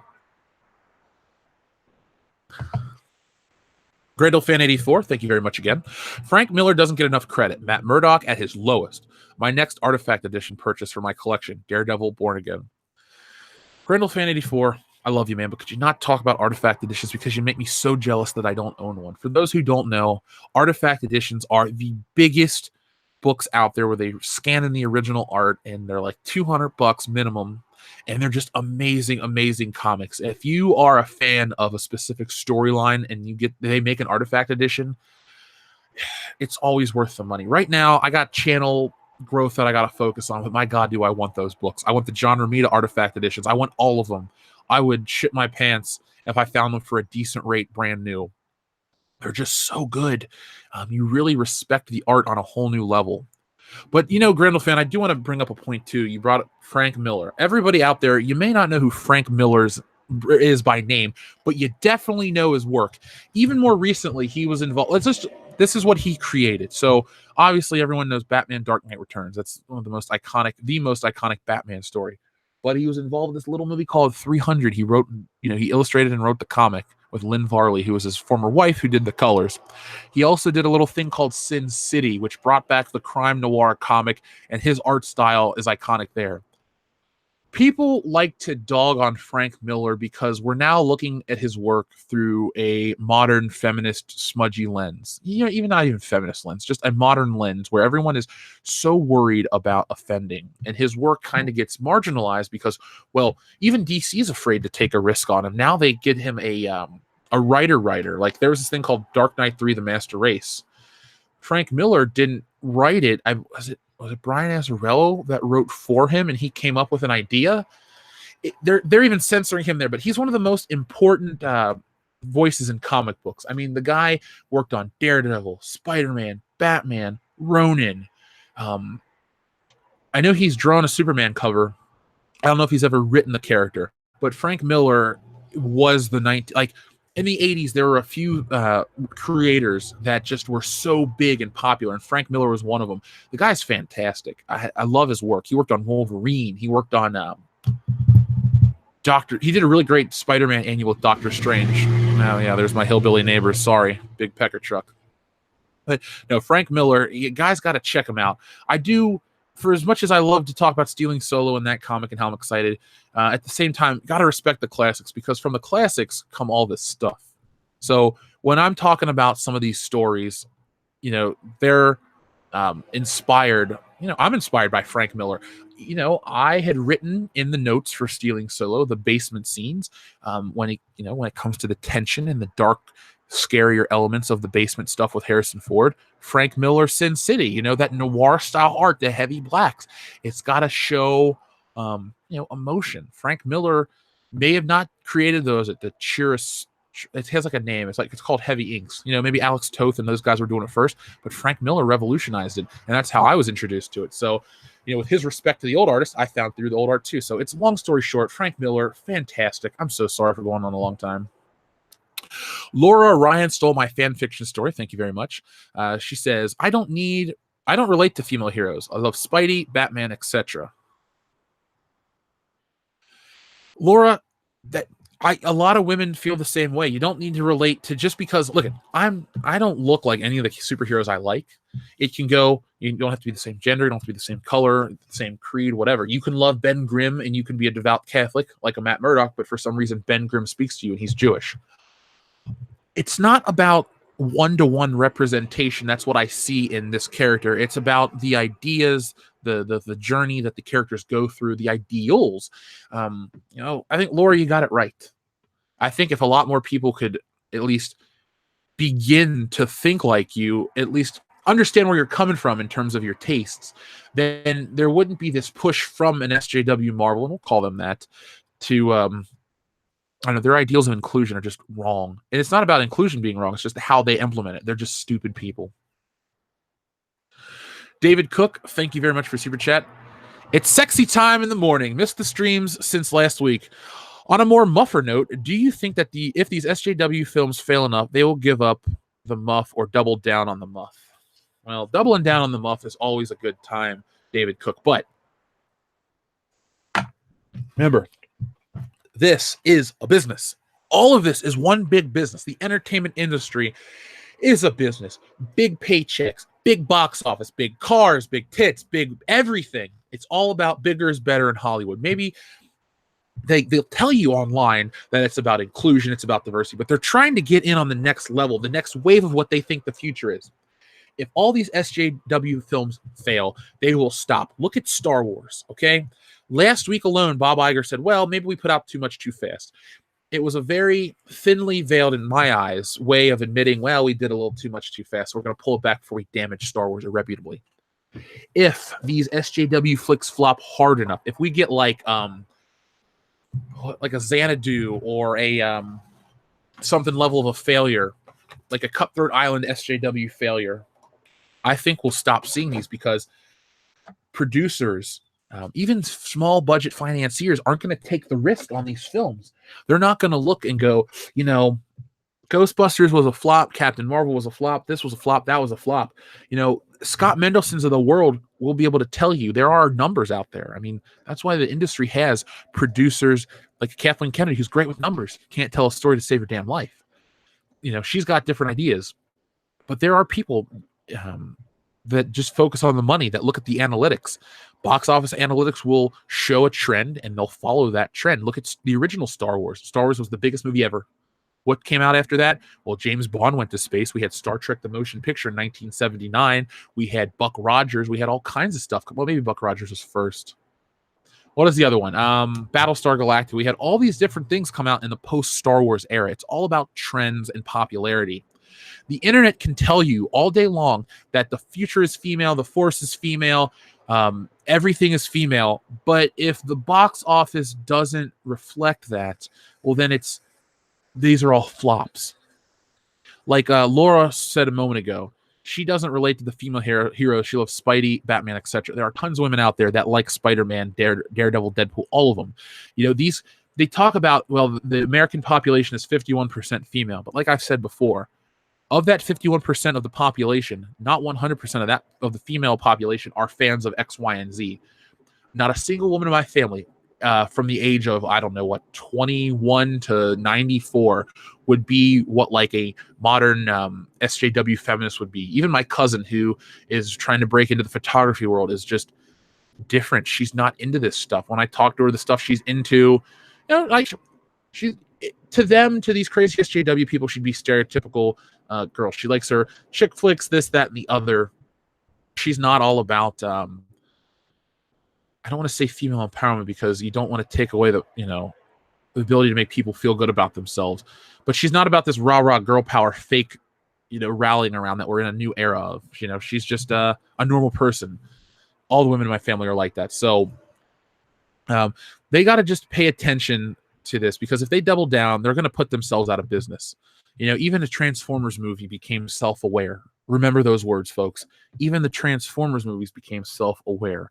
So instead of doubling down with Last Night Part 2, what do?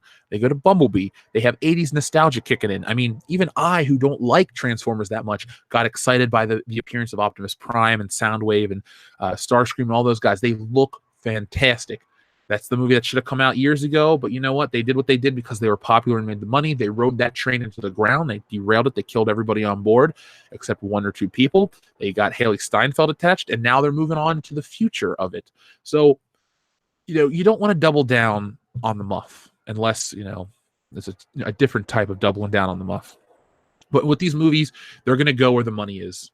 Superhero movies are the big money right now. So, after that, if they ruin it, well, then they only have themselves to blame. And I don't know where the next trend is. We're not going to go back to Westerns, because right now there's this obsession with altering history. I'm not one of these people that needs everything to be 100% historically accurate. All I'm saying is, when you try to change history for these SJW stories, you're going to turn off a lot of people. They don't have the same power. If they made an Abraham Lincoln movie, if Steven Spielberg's Lincoln featured a scene where Lincoln talked about going to the moon and funding the first space mission, a lot of people would be upset. Just saying. The Pui, thank you very much for Super Chat. I think you missed my Super Chat, Jeff. Don't worry about it much. Just a heads up in case you missed others. Well, the Pui, you know what? It is a big deal to me. Give me a moment. I am not going to ignore what you had to say, my friend. Thank you for being patient. I know, with the exception of one person, there was a guy yesterday who sent in a super chat before the show started. So is it like Seth or Jetta or something? Shout out to you, man. I think you said something about wanting Kendo to read your email. I'll make sure I get Kendo to look at the emails tonight before the show. But yeah, the Pui, everyone matters to me. I'm not going to ignore somebody because whatever. So thanks for bringing it to my attention, because I don't feel good about skipping those. People help the channel. I got to pay it forward. I got to show the respect you guys show me. So let me open up the super chat window.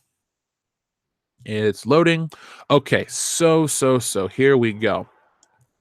Oh, there we go. Okay, so I got to Tim Riggs, so I must have just missed the Pui. Sorry, Pui. The Pui said, "Morning, Jeff. For the greater good. The greater good."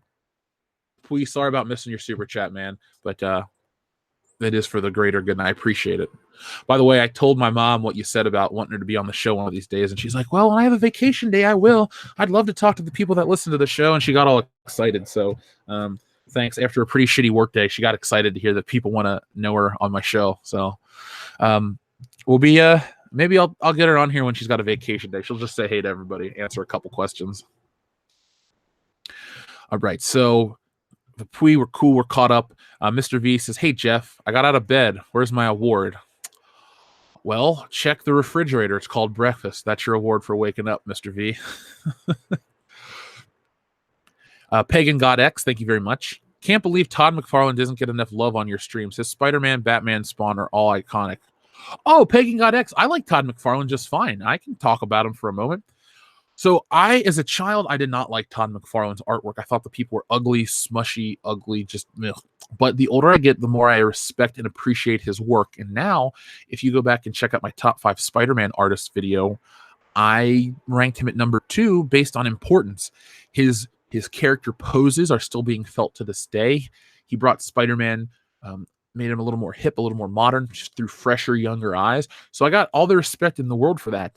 I don't think he's the best draftsman in terms of technical issues, but I do respect him, and he might be my favorite person who's a comic book artist that I've never interacted with. I'll give the nod to Ethan, because Ethan is a good dude. It's not about keeping the High Council happy and all this shit. Ethan's really cool to me, very complimentary. He's helped Stealing Solo more than anyone else. So I got to show the proper love to that dude, because he's been nothing but genuine. But as a comic book artist I've never interacted with, Todd McFarlane, I feel like on the right day, we get along very well. I watch his art streams. I watch him interact. I buy his toys because his company produces the best product possible on the the bigger market. You can walk into a GameStop and pick up his Star Trek figures, and I think they look as good as certain. They look better than a lot of NECA figures. They look a lot better than certain high-end Japanese imports. I mean, the face sculpts are excellent. I'm looking at Captain Kirk right here. It looks like William Shatner. The paint's good. It looks like it's molded in the right type of plastic.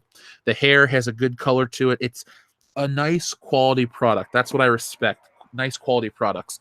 But yeah, Todd McFarlane, Pagan God X, if you really want to hear somebody go on about Todd McFarlane's Spawn, you want to hear Dion talk about it, because Dion is the Todd McFarlane Spawn fan. Me, I like a Spider-Man work.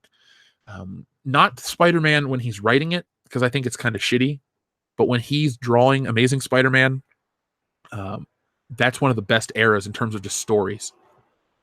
I love it. So maybe when I do my a draw party or something soon, I'll draw a Todd McFarlane inspired Spider-Man. How's that sound? Spawn Freak, funny name to come up after a Todd McFarlane talk. Thank you very much. Marvel needs another Jim Shooter. He made his team create stories that kept the readers coming back for more. He put the consumer first. Yes, folks, if you don't know who Jim Shooter is, make sure you check him out. Jim Shooter is one of the unsung heroes of the 1980 Marvel bullpen. He was the editor-in-chief, I believe, right? He was excellent. They need another strong voice. It's not about a strong male voice or a strong female voice. You need a strong voice. Now, a lot of people would say, I don't like Jim Shooter because he was X, Y, and Z. But for my money, 1980s Marvel was the best Marvel. Even if I didn't read G.I. Joe and Transformers, that guy was in charge of all that stuff, and he got the right people on board. Go watch The Toys That Made Us and how they got the Transformers comic license and how they got the characters named and stuff like that. There's a lot of gravitas, some weight that was brought to, toy line comic books because of Jim Shooter. And you also had, let me check. Hold on one second. Let me pull out the comic. This will bring it full circle if it's true. So, X-Men, shit. So the Dark Phoenix saga and Days of Future Past are considered, if you guys can still hear me, I'm away from the microphone, are considered two of the greatest X-Men stories ever. Now, I'm holding my trade paperbacks right here. So, the Dark Phoenix saga, let's see. Is Jim Shooter involved with this story at all? No, the editors were Jim Salicrup, Roger Stern, Louis Simonson. Okay, so Jim Shooter right here, editor-in-chief, during some of the best X-Men comics ever. I mean, I'm looking at the trade paperback right now. Jim Shooter, editor-in-chief. Got to give respect to the dude. I know a lot of people want to bitch about him. Oh, he took away creative freedom, or he did this, or he did that, but he really got them on the right path to create some of the best work. And I would like if you had an editor-in-chief that not only held the writers to a higher standard, but the artists as well. Maybe Marvel doesn't need a house style, but I think Marvel needs to make comic books desirable again. I don't think you could or should, at least this is just me, I don't think you should sell or be able to sell a comic book that looks poorly crafted, because you don't need a 60-year-old man who's a master drawing your comic books, because sometimes the styles are too dated and they don't look good. But you do need comics that look good. I want to be inspired by the artwork. When I look at old John Byrne stuff, I go, my God, this man was so great.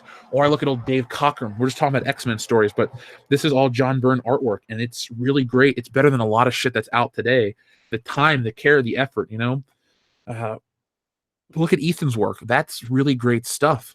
There's a lot of comic books out there that get real shit artists, and then when they don't sell, people try to call sexism and racism and all this other stupid shit. And it's like, your books suck. You have bad writing. You have bad artwork. Comic books are known for their artwork. If you don't have the artwork, you have a novel. Go read the novel. No one's going to read a novelization of fucking Squirrel Girl. Hell, no one's reading the comic book adaptation either. So let's just, let's get some art that inspires people again.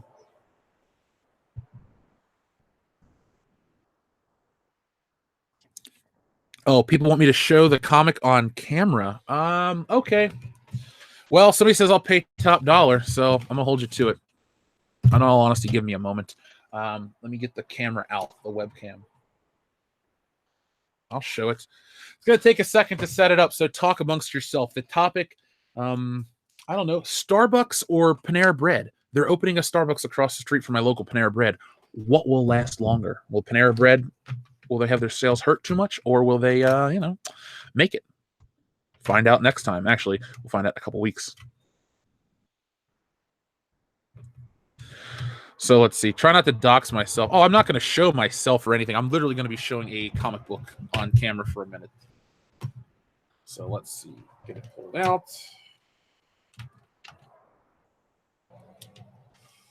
Get this facing towards here. It's going to be a little shaky for a moment. Oh, I had to unplug my mouse. This computer has fucking 2 USB ports. That is ridiculous. Let's see, settings. I want that camera. There we go.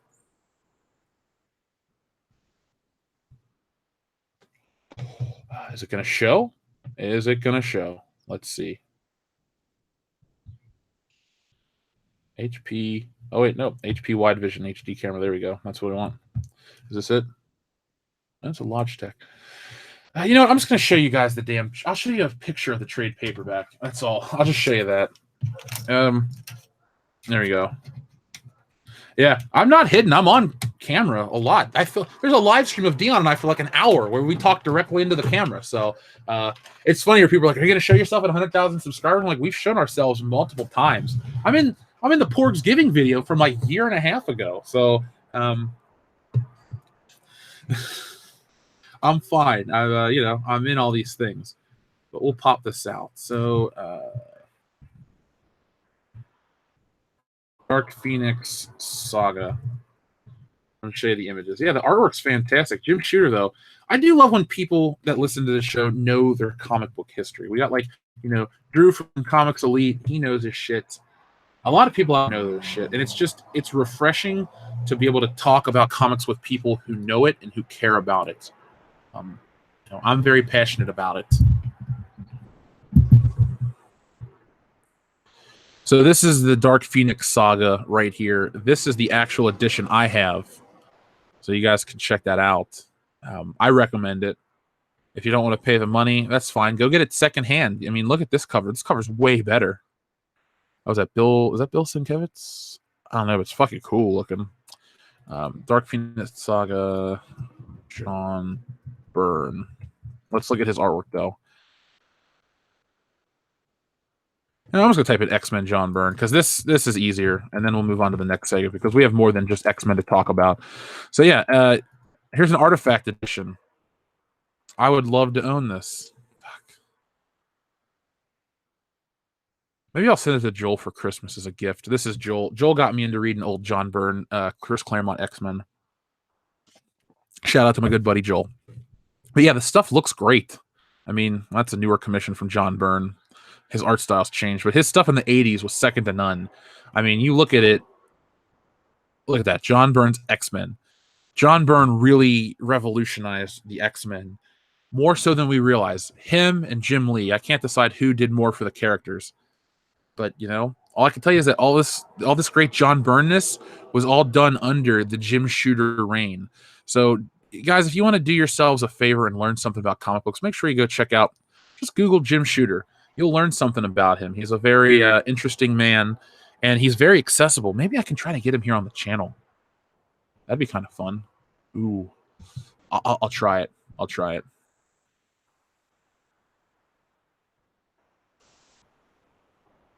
Now, let's see. What did I want to talk about? What else this morning? I had a couple things planned. Believe me, I'm going in excited. So do you guys want to talk about something dumb? Of course you do. Of course you want to talk about something dumb. Let's have a laugh.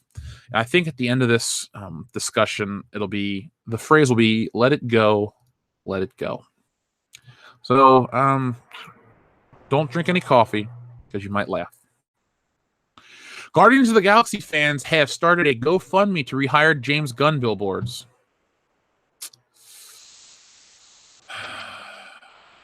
Yes, this is real. This is what we're seeing in front of our faces. Guardians of the Galaxy fans have started a GoFundMe for rehired James Gunn billboards. Guys, it's just time to let it go. I don't even have to weigh in on my stance with the statement. It's just not happening. Guardians of the Galaxy fans haven't given up on trying to get writer/director James Gunn rehired in order to finish out his trilogy. Now, in addition to petitions and other support, they're looking to take out billboards as well. A group calling itself Guardians Family has set up a GoFundMe account to raise $2,000 so they can take out a billboard or more than one to encourage Disney to rehire Gunn. They plan for these billboards to be placed outside of Disney's theme parks in Florida and California near the holidays to maximize exposure.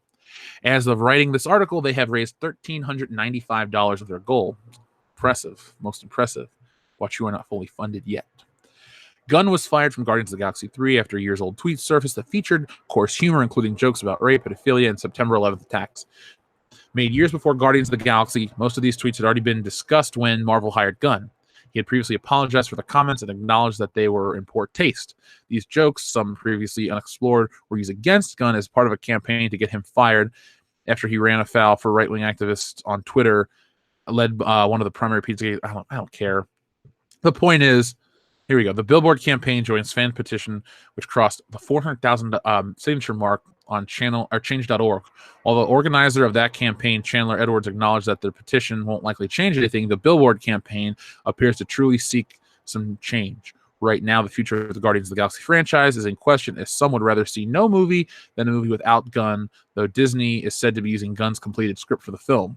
What do you think about this campaign? Let us know in the comments below. What do I think of this campaign? Just let it go. Disney is, from a business standpoint, they're not going to rehire James Gunn.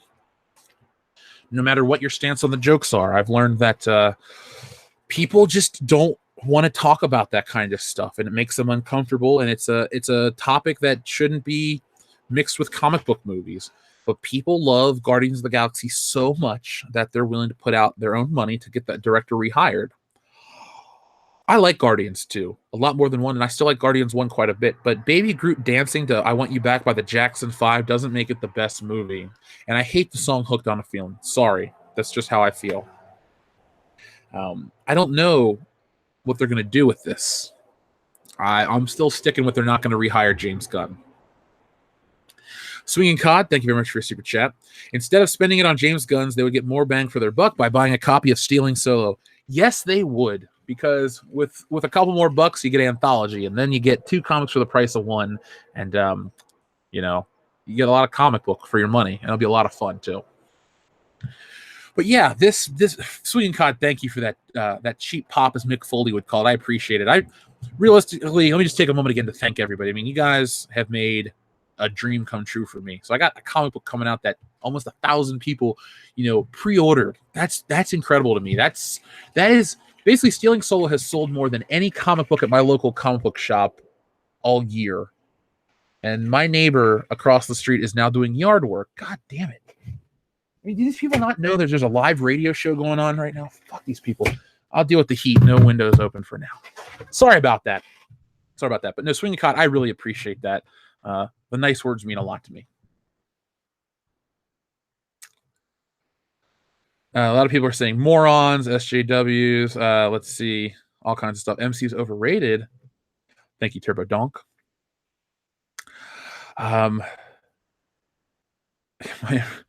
Yeah, I can't stand the people in this neighborhood. I need to move so bad. I just need to get out of here. I'm like in the middle of doing this show. It's funny, they don't realize what's going on in this house. We connect to tens of thousands of people every day. It's more than they're doing. They're just out there doing their yard work, whatever. Yeah, but the Guardians of the Galaxy billboard around Christmas time, do you think people are going to pick up on this? I know this story is getting picked up by Nicole Drum, who wrote our article from earlier, so cool. No knocking her. But this isn't going to work. I know people like the grassroots movement. We're going to do it, guys. We're going to make a change for the good. We're going to go out there and we're going to save James Gunn and Baby Groot and all this other shit. No, you're not. No, you're not. It's not going to happen. There is no future where they rehire James Gunn, because then that gives the other side, let's say there are 2 sides of this argument, then it gives the other anti-Disney side the ability to say they're hiring a sympathizer of sexual abuse and all this kind of stuff. So it's much more of a problem. They'd rather, let's say 10,000 people give a fuck. Well, there's 40,000 people that sign up, 400,000 people that sign the petition. What about that's great. There's a lot of people that sign it online, but the internet community doesn't determine the success of a business.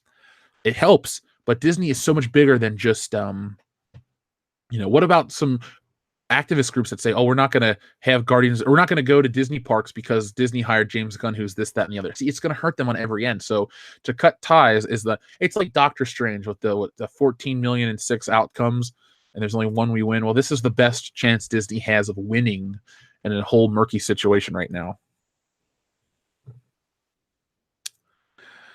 Yeah, so it's not going to happen, people. James Gunn, it just ain't happening. So you guys enjoy your billboards and spending your money and your the waste of time. I wish you the best of luck. Hopefully there's a cause that you can get behind that actually has a possibility of changing. There's a better chance of them remaking Star Wars Episode 7 than they are James Gunn, because they just don't want the optics. They don't want the bad press. It's just not going to happen. If we were to put up a billboard, I don't know where it would be. We're not centrally located anywhere. I mean, people would be like, world-class bullshitters in Ohio. What's that? What could they come do? They couldn't come to the house and listen to the show being recorded. Maybe down the road when there's a new bigger house, that'd be kind of fun. Have come to here. We're gonna film the show, or we just get office space and we record and people come. A live podcast, that'd be kind of weird. Be kind of cool, but kind of weird at the same time. So let's stop talking about good old Jimmy. He's no more. He ceases to be. He's he's whatever. He's gone. You want to real quick though? We're getting close to the end of the show, which it makes me happy and sad because it means I'm closer to world class bullshitters, which is the epitome of pop culture. I get to hang out with my best friends, but I do want to bring attention to something beyond stupid. So let me read the super chat from Darth Tiberius. Thank you very much, Darth Tiberius. Greetings from Greetings from Southwest Louisiana. Ohio sounds like a magical land of enlightenment. I love this channel and the people who run it. Keep it up. Well, Darth Tiberius, thank you very much. Ohio is very far from a magical land of enlightenment. I am the bright center of the universe that is known as Cincinnati, Ohio. But in all seriousness, though, I appreciate that you listen to the show as much as you do. I see that name all the time. You're on the High Council. You're here. We've been to Southwest Louisiana. Oh, we've been to New Orleans. New Orleans is cool. I don't know about the state. But again, I feel like, I know about as much as about Louisiana as you know about Ohio. It's just, it's okay. I don't, Cincinnati is not as dangerous as Detroit or Chicago. And there are definitely areas where you can be and not be in direct danger. But there was an opioid crisis where I think 45 people died in one day, or OD'd in one day. So, there's that going on. A lot of heroin addicts in my area. So you got to be careful about going to Walmart. And, you think that's a joke, like, oh, the people of Walmart are crazy. No, my Walmart is a very dangerous Walmart because people do heroin and stuff in the area. They built a police station in the same parking lot as Walmart because the area I live in has now gotten so extreme that they have these police stations within like a 4-mile radius so they can cover all this drug activity. And then on top of that, we have a Kroger, and technically the nearest Kroger to me is so bad for theft and crime, but the city of Cincinnati has paid that Kroger to stay in business so they can offer Kroger to the community that lives there. That's some shit. I once saw a dude slit his own throat at that Kroger. That's a story I'll tell on a podcast where there's more people to react. But that's not made up. That's a true story. I didn't go to that Kroger for many months. So as magical as the land of Ohio sounds to you, it's just me. I'll take all the credit. Best things to come from Cincinnati, me, Carmen Electra, Steven Spielberg. In that order. But thank you, Darth Tiberius. I appreciate the support and the kind words. And the other guys, I'm sure they'll appreciate it as well. Kendo out in Missouri, Nick down in Atlanta, and Dion all the way up in the Mitt, Michigan. Dayton Pfeiffer, thank you for your $2 super chat. There's no message, but thank you. Can I get in trouble for showing comic book work? No, you can't. Yeah, Kroger's pretty rough. So let's look at this real quick. Honey Boo Boo joins Dancing with the Stars Juniors. I can't believe there's a Dancing with the Stars Junior. I know this seems like some tabloid level shit, but I didn't realize Honey Boo Boo was still alive. The only reason I brought this up is because Star Trek, South Park came back, and remember the Honey Boo Boo? I'm Honey Boo Boo child. I don't give a shit or whatever. I thought she had died. No, She's still alive. She is here, and now she's going to be on Dancing with the Stars spinoff, Dancing with the Stars Junior.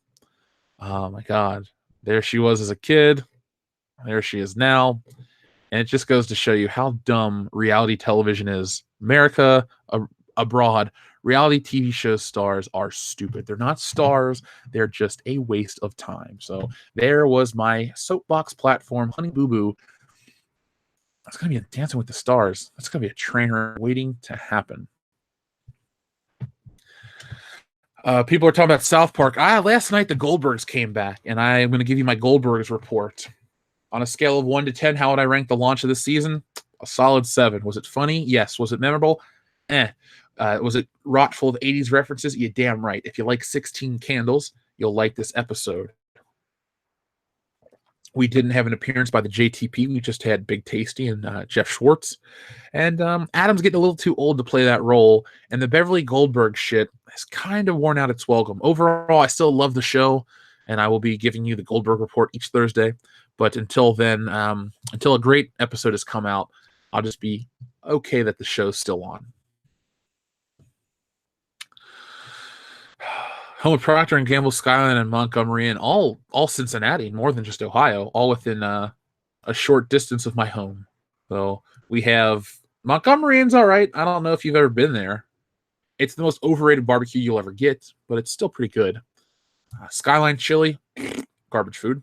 And Procter & Gamble, one of the biggest companies in the world. I had a friend whose mom worked there. A couple of parents who worked there. That's big money.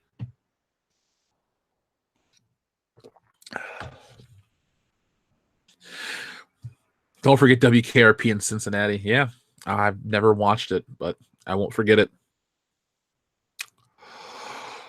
So, guys, let's see if there's anything else that we're going to cover before we close this show out. Oh, one more thing. This is interesting. You guys may enjoy this. So, DC films have more release dates on their schedule than Marvel Studios. As we talk constantly about how the MCU is dying thanks to the garbage that is Captain Marvel, DC's got more coming up. This could be their chance.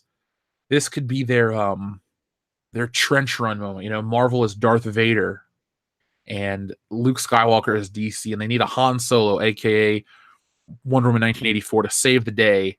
And then, you know, Vader flies off to fight another day, and he'll come back and he'll eventually beat Luke again. But this could be their moment. So DC has more release dates secured for upcoming movies than Marvel Studios. The creation of the MCU set Marvel on a decade run of success that is now winding down. They have no plans of stopping after Avengers 4 wraps up its 22-movie arc. God, 22-movie story arc. Interesting. But they're being incredibly secretive about the future, with only Spider-Man Far From Home confirmed as the own post for Avengers 4 film. Yeah. Let's see. It's been 5 years since Man of Steel unknowingly became a cinematic universe launching point. After devising their plans, Warner Brothers has rolled out 4 DC movies in the last 2 years. It is non-debatable that there's been more misses than hits, and that's caused the studio to rethink and reconfigure their plans as a result. With Walter Hamada now running the show, comic book movie fans actually know more about DC's upcoming slate than Marvel's at this point. Interesting.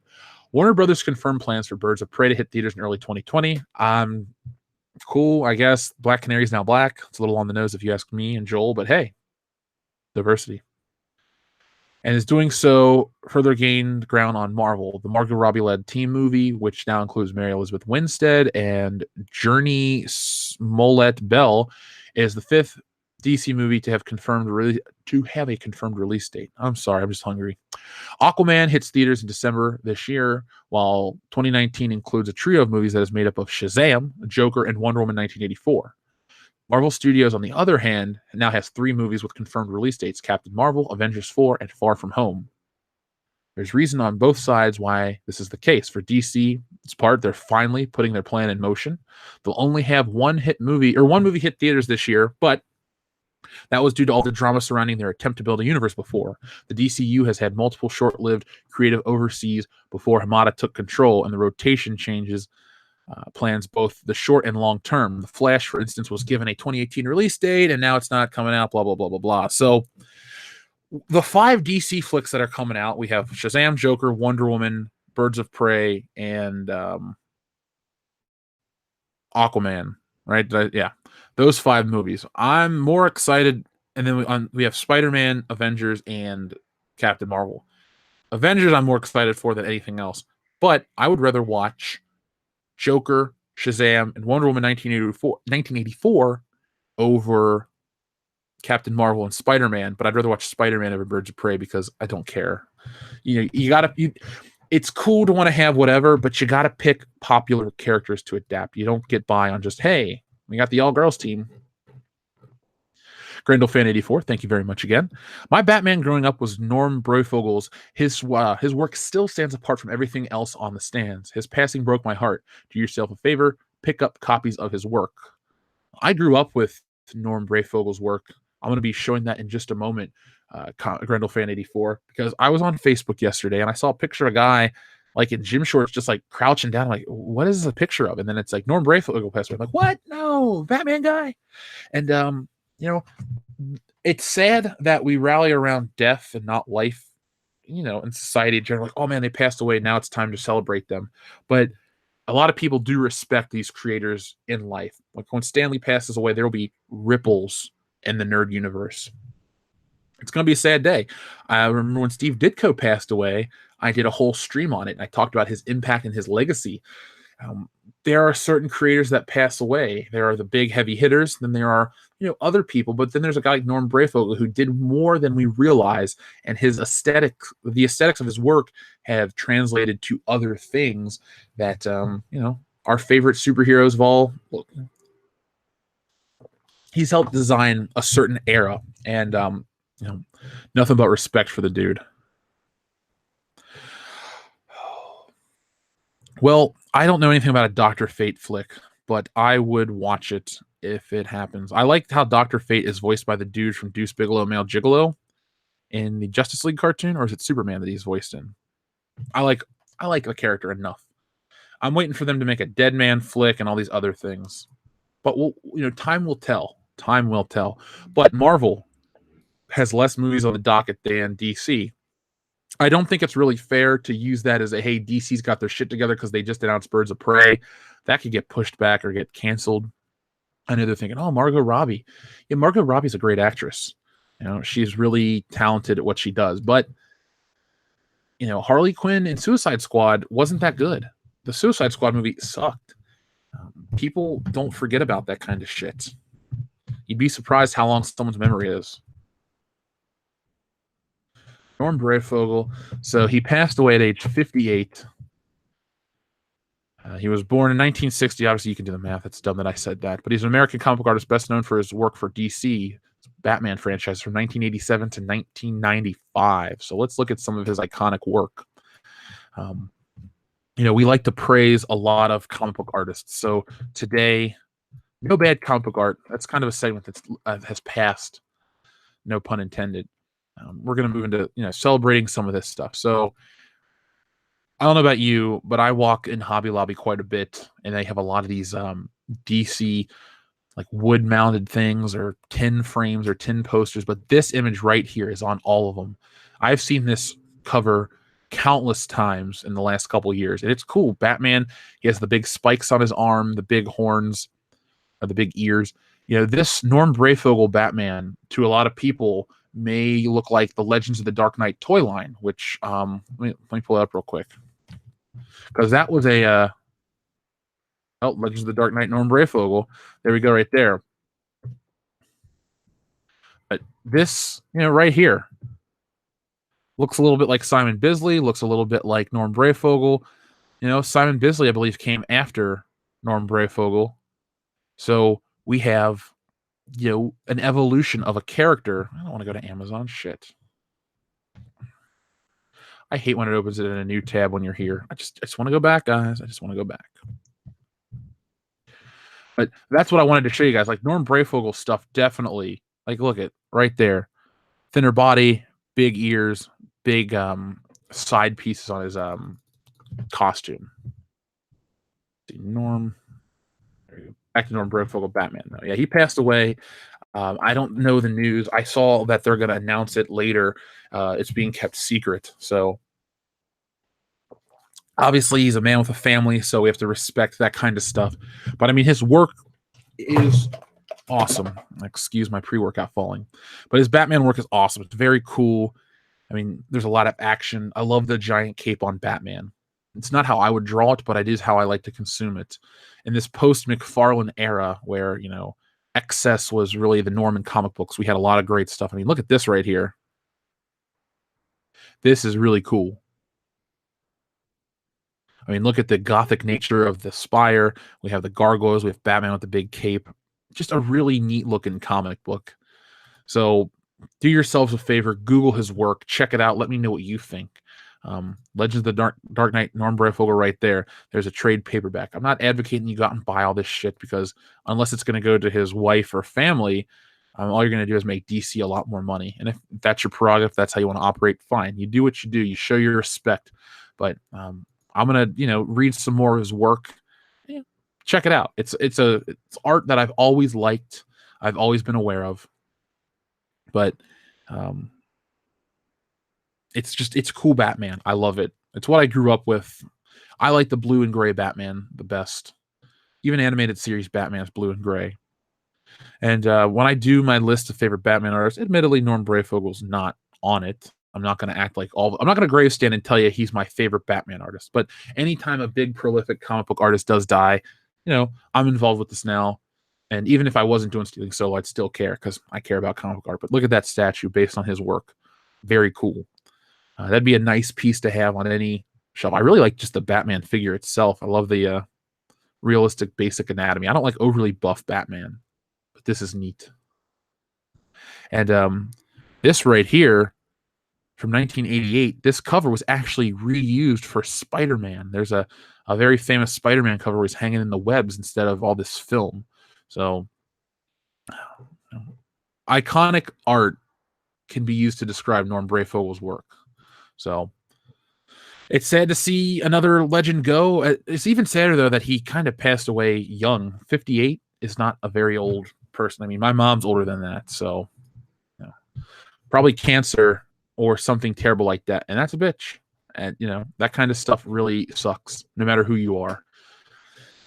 Jesus A. Sabalos Jr., thank you very much for your super chat. Are you going to New York Comic Con? Joe Jusko is going to be there. I will not be at New York Comic Con. I will be here in Cincinnati working on Stealing Solo, doing channel work, all kinds of stuff like that. So there will, my first appearance at a convention, or my next one, excuse me, will be at Cincinnati Horror Hound, March 15th to the 17th here in Cincinnati. So if you guys are going to be in the area or want to make a drive up and hang out because you can't make it to Star Wars Celebration, you want to meet all of us, we're all going to be there. And like I said, it's my town, so I know the area better. We're going to have a lot of fun, be drinking, partying, doing all kinds of great shit. The movie Limitless was all right. I watched it once and I didn't dislike it, but I haven't seen the TV show. I don't really watch TV show adaptations of films. Just watch the movie. I don't like a lesser version. Now, if a TV show gets a movie made, I usually feel the same way. I'd rather watch the show. I like whatever came first. Let's see. Dr. Coffinail says, at least when Jim Shooter was in charge, the books weren't 3 months late. I didn't even realize Marvel books are that late. That's how little I care about the product. They just, I don't know. They don't do it for me. I want to buy. I went to my comic book store on Saturday to hang out with the people and talk. I bought a Dick Tracy comic book, and I bought, what? I don't even know where I put the fucking comics. That's how little I care. I bought 2 books because I walked into the store. I said, I'm going to buy something to support the store. But I couldn't find anything I wanted to read. I wasn't going to read the Spider-Man annual because I don't read Spider-Man itself. I needed something to sink my teeth into. I picked up a reprint of Fantastic Four #1. I don't know, out of respect for Jack Kirby. Yeah, Cadmium Red, I'm sorry to hear that, man. Yeah, it is too young.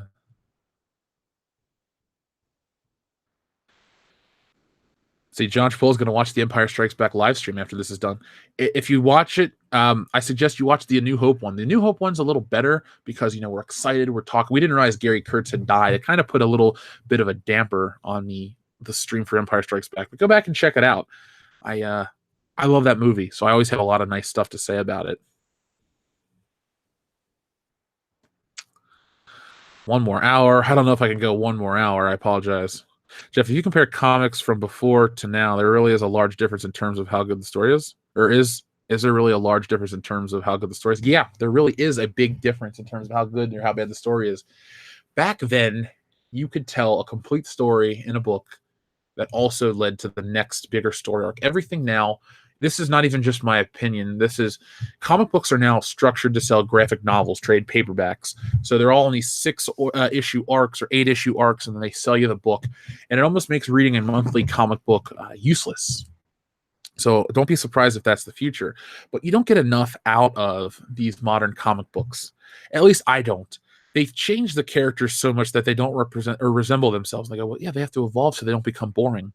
Yeah, but there's a reason I buy Spider-Man monthly, because I want to catch up with Peter Parker and know what he's going through. I don't care about Spider-Gwen, Spider-Ham, Miles Morales, all these different Spider-Men, Spider-Punk. That's not my character. That's not what I care about. You've marginalized the biggest character in his own book by being stupid. There's, when you would go back and you'd read the X-Men, all the characters are empowered, male, female alike. Different mutations, the same thing. Hell, even if you go look at Alpha Flight, where they have a gay character, was it North Star, right? Or whatever his name is, the dude in the black suit, treated with respect. It's not about, he's a gay character, he's a good character that happens to be gay. They just don't treat the characters with respect. And when they don't treat the characters with respect, why am I supposed to pick up the stories? Have I have any caramels to keep me going? I don't do caramels. I'm not a grandma. I always find it funny when Ethan talks about how he's eating a caramel. I'm thinking to myself, my grandma has a purse full of them. I know what I'm going to bring you at Star Wars Celebration.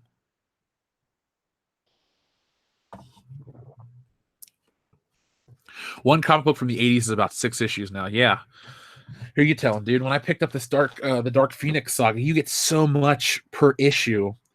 It comes from better artists, better writers. I mean, John Byrne is better than almost everybody working nowadays. Yeah, you have a lot of great artists too, but they're out doing other stuff. They're working in Hollywood. They're not doing comics. Comic books aren't. When you work for the big 2 companies, you get shafted on pay. You work really hard. You get carted around to conventions. Hopefully, you sell sketches to make your money. With some of the all-time greats, they're just doing other stuff. And now digital art has helped a lot of people break in, but it's also helped a lot of people who are lazy break in. Respect that's paid to the art form always helps the art form last. Therefore, it makes you more viable, makes you more visible. It keeps the industry alive. I just miss really good storytelling. People say, "Oh, the artwork looks so better now because it's colored different." Maybe the coloring the coloring has advanced. I can't even deny that. Was it 4-color process, the old stuff? That's different. But the texture, the depth that's added. I mean, I'm looking at this pinup of Scott and Jean Grey by a lake or something. And there's just so much texture and detail added to the trees and to the sky and all this stuff. And then if we look at other pages, I mean, John Byrne put texture on the carpet. Well, Terry Austin did this stuff too. But I mean, there's just so much detail on every level. When we live in a world where CGI can make movies and fictional realities look so real, comic books have taken a step back in terms of immersive entertainment.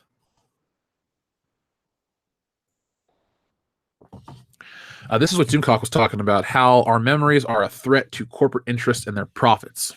Well, until the corporate interests can overtake our memories, we will always have them. And that's why it's smart to start a YouTube channel to record your memories. Remember things the way they were, because they may try to pull a Star Wars special edition and change shit. And then they'll tell you, oh, it's never like that. You're just misremembering things. And then they'll go, huh, what? And that's a problem. Don't let them pull the wool over your eyes. Make sure that you always have that ability, that power, unlimited power to go ahead and make those things possible, to remember everything. I have a great memory. I have this channel. I have countless audio files of memories. Make sure we don't let them take that away from us. They can't Mandela affect us. No, thank you. I draw digitally. Like Stealing Solo is drawn digitally because it helps me save time, but I do draw it by hand. It's all still my artwork, but instead of having paper and ink and all this and cleaning up the art, you just do it in layers. So I do advocate for digital art. I just don't advocate for like an anime, like a manga style hybrid. Like I don't like Umberto Ramos. He may be the nicest man in the world, and I'm not taking away from his ability artistically. I just don't like his Spider-Man. To me, that kind of art ruins comic books. But that's just me. That's just me.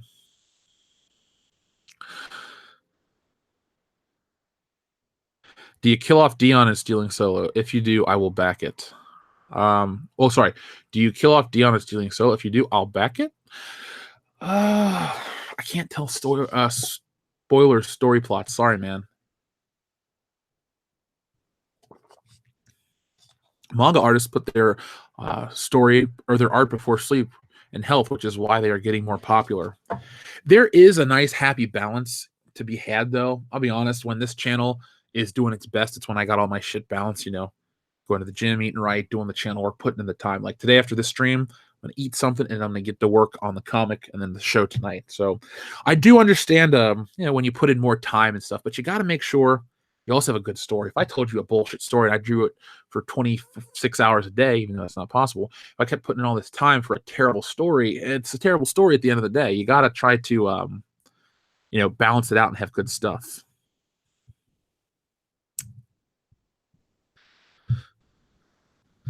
It's called Stealing Solo, not Murdering Dion. Well, now you guys know the sequel, Murdering Dion. Dion's in the story, obviously. We're all in the story. Will white powder be in Solo? There is no cocaine in the story. I apologize. Or baking soda or baking powder. Fun fact, Umberto Ramos' real first name is Jesus. He told me when I met him back in Atlantic City. I was not aware of that. The first stretch goal is the early bird certificate for stealing solo. So that is something that's just a fun little bonus. If you guys know what stealing or the early bird certificate from Star Wars is, you'll like it. If you don't, Google it. You'll have a good laugh. Oh man, let's see. Powdered sugar. There may be powdered sugar in the story. I mean, there are scenes in a kitchen. There are scenes in a kitchen. Jeff, what is the most annoying word for you? Mine is facepalm and sweat drop. I read it in fan fiction all the time. The word moist. No, how funny would that be if I hated the word moist? No, a word that annoys me. Man, that's a tough call. I do hate when somebody say the phrase "you need to" right before someone. I'm like, I don't need to do anything. I need you to shut the fuck up. That's what I need. No, but I can understand. Facepalm is a little cliche. A lot of internet cliches. I hate reading. Like the articles I cover for the channel are filled with some verbiage that I genuinely dislike. The facepalm is one I dislike. I hate mic drop too. You talked about sweat drop. I hate mic drop because they think they're funny. Like you think you've won an argument. You can't do a mic drop unless the other person can't come back. But over the internet, you can have a retort. Your mic drop thing, it's just like trying to do the la la la la la. I'm not listening, but you're still talking. I'm not listening to you. Is that fucking Foley in here? You know what I'm saying? Like I hate mic drop. That might be my thing right there. Patriarchy is also fucking stupid too. I'll tell you this though, when I read like SJW infused writing, I stop unless it's for the channel. Like that's why I refuse to go to Kotaku, the worst internet website for video gaming. Yeah, Bay is stupid too. There's a lot of stupid shit. Social media words are dumb. The best thing is when those people try to say that shit in the real world and you look at them and go, you're not that smart. Go fuck around on Instagram or Snapchat and come back to me when you want to act like an adult. I'll be here waiting, talking to thousands of other people who have a good brain in their head. When stealing solo hits 88 miles per hour, you're gonna see some serious shit. Yeah, dude, we are firing on all cylinders. We're down to the final 24 days. So anyone that hasn't made their decision, I'm working on more stuff to show you, but 24 days left in the campaign. And once it's gone, well, problematic is a word the Grand Inquisitor hates. Break the internet. Yeah, that annoys me too. Because you're not breaking the internet unless you're going to a server room and breaking the internet. The first time I ever heard that was when Kim Kardashian showed her butt and she was like pouring the the champagne over it, and I was like, okay, I'll look. And then that really didn't break the internet. That just, intrigued a lot of people.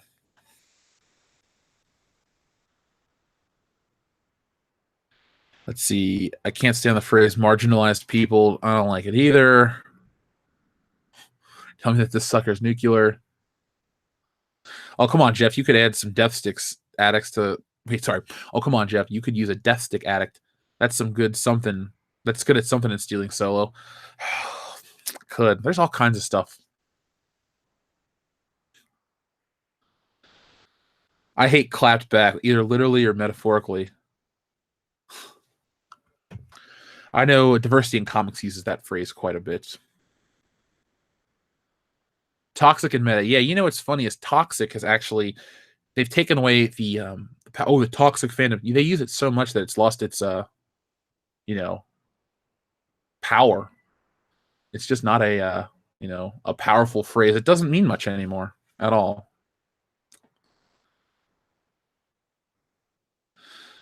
They really don't want to start a conversation unless conversation means lecturing you from a position of superiority these days. Well, sometimes you just got to look at these people in the eye, get real close, and say, shut the fuck up. It's real easy. It's as simple as that. So don't let these people talk down to you. I always try to give you my take on stuff and then listen to your take back.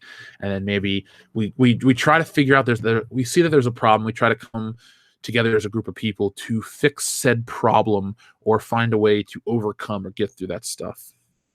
Diversity is a word I can't stand either. I mean, I use it ironically. We're the most diverse podcast on the internet to kind of shut these people up. I'm so tired of that stuff too. There are all kinds of words and phrases I dislike. And here's a phrase you all dislike. It's time to go. So, folks, I will be back tonight with World Class Bullshitters, episode 142. You know that World Class Bullshitters is always a laugh riot. So if you guys are looking for the best way to start your weekend early, it's World Class Bullshitters.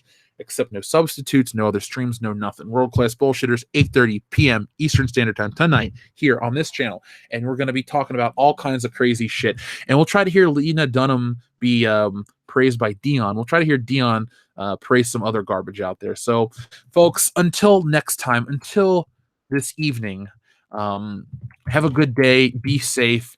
Don't take shit from anyone.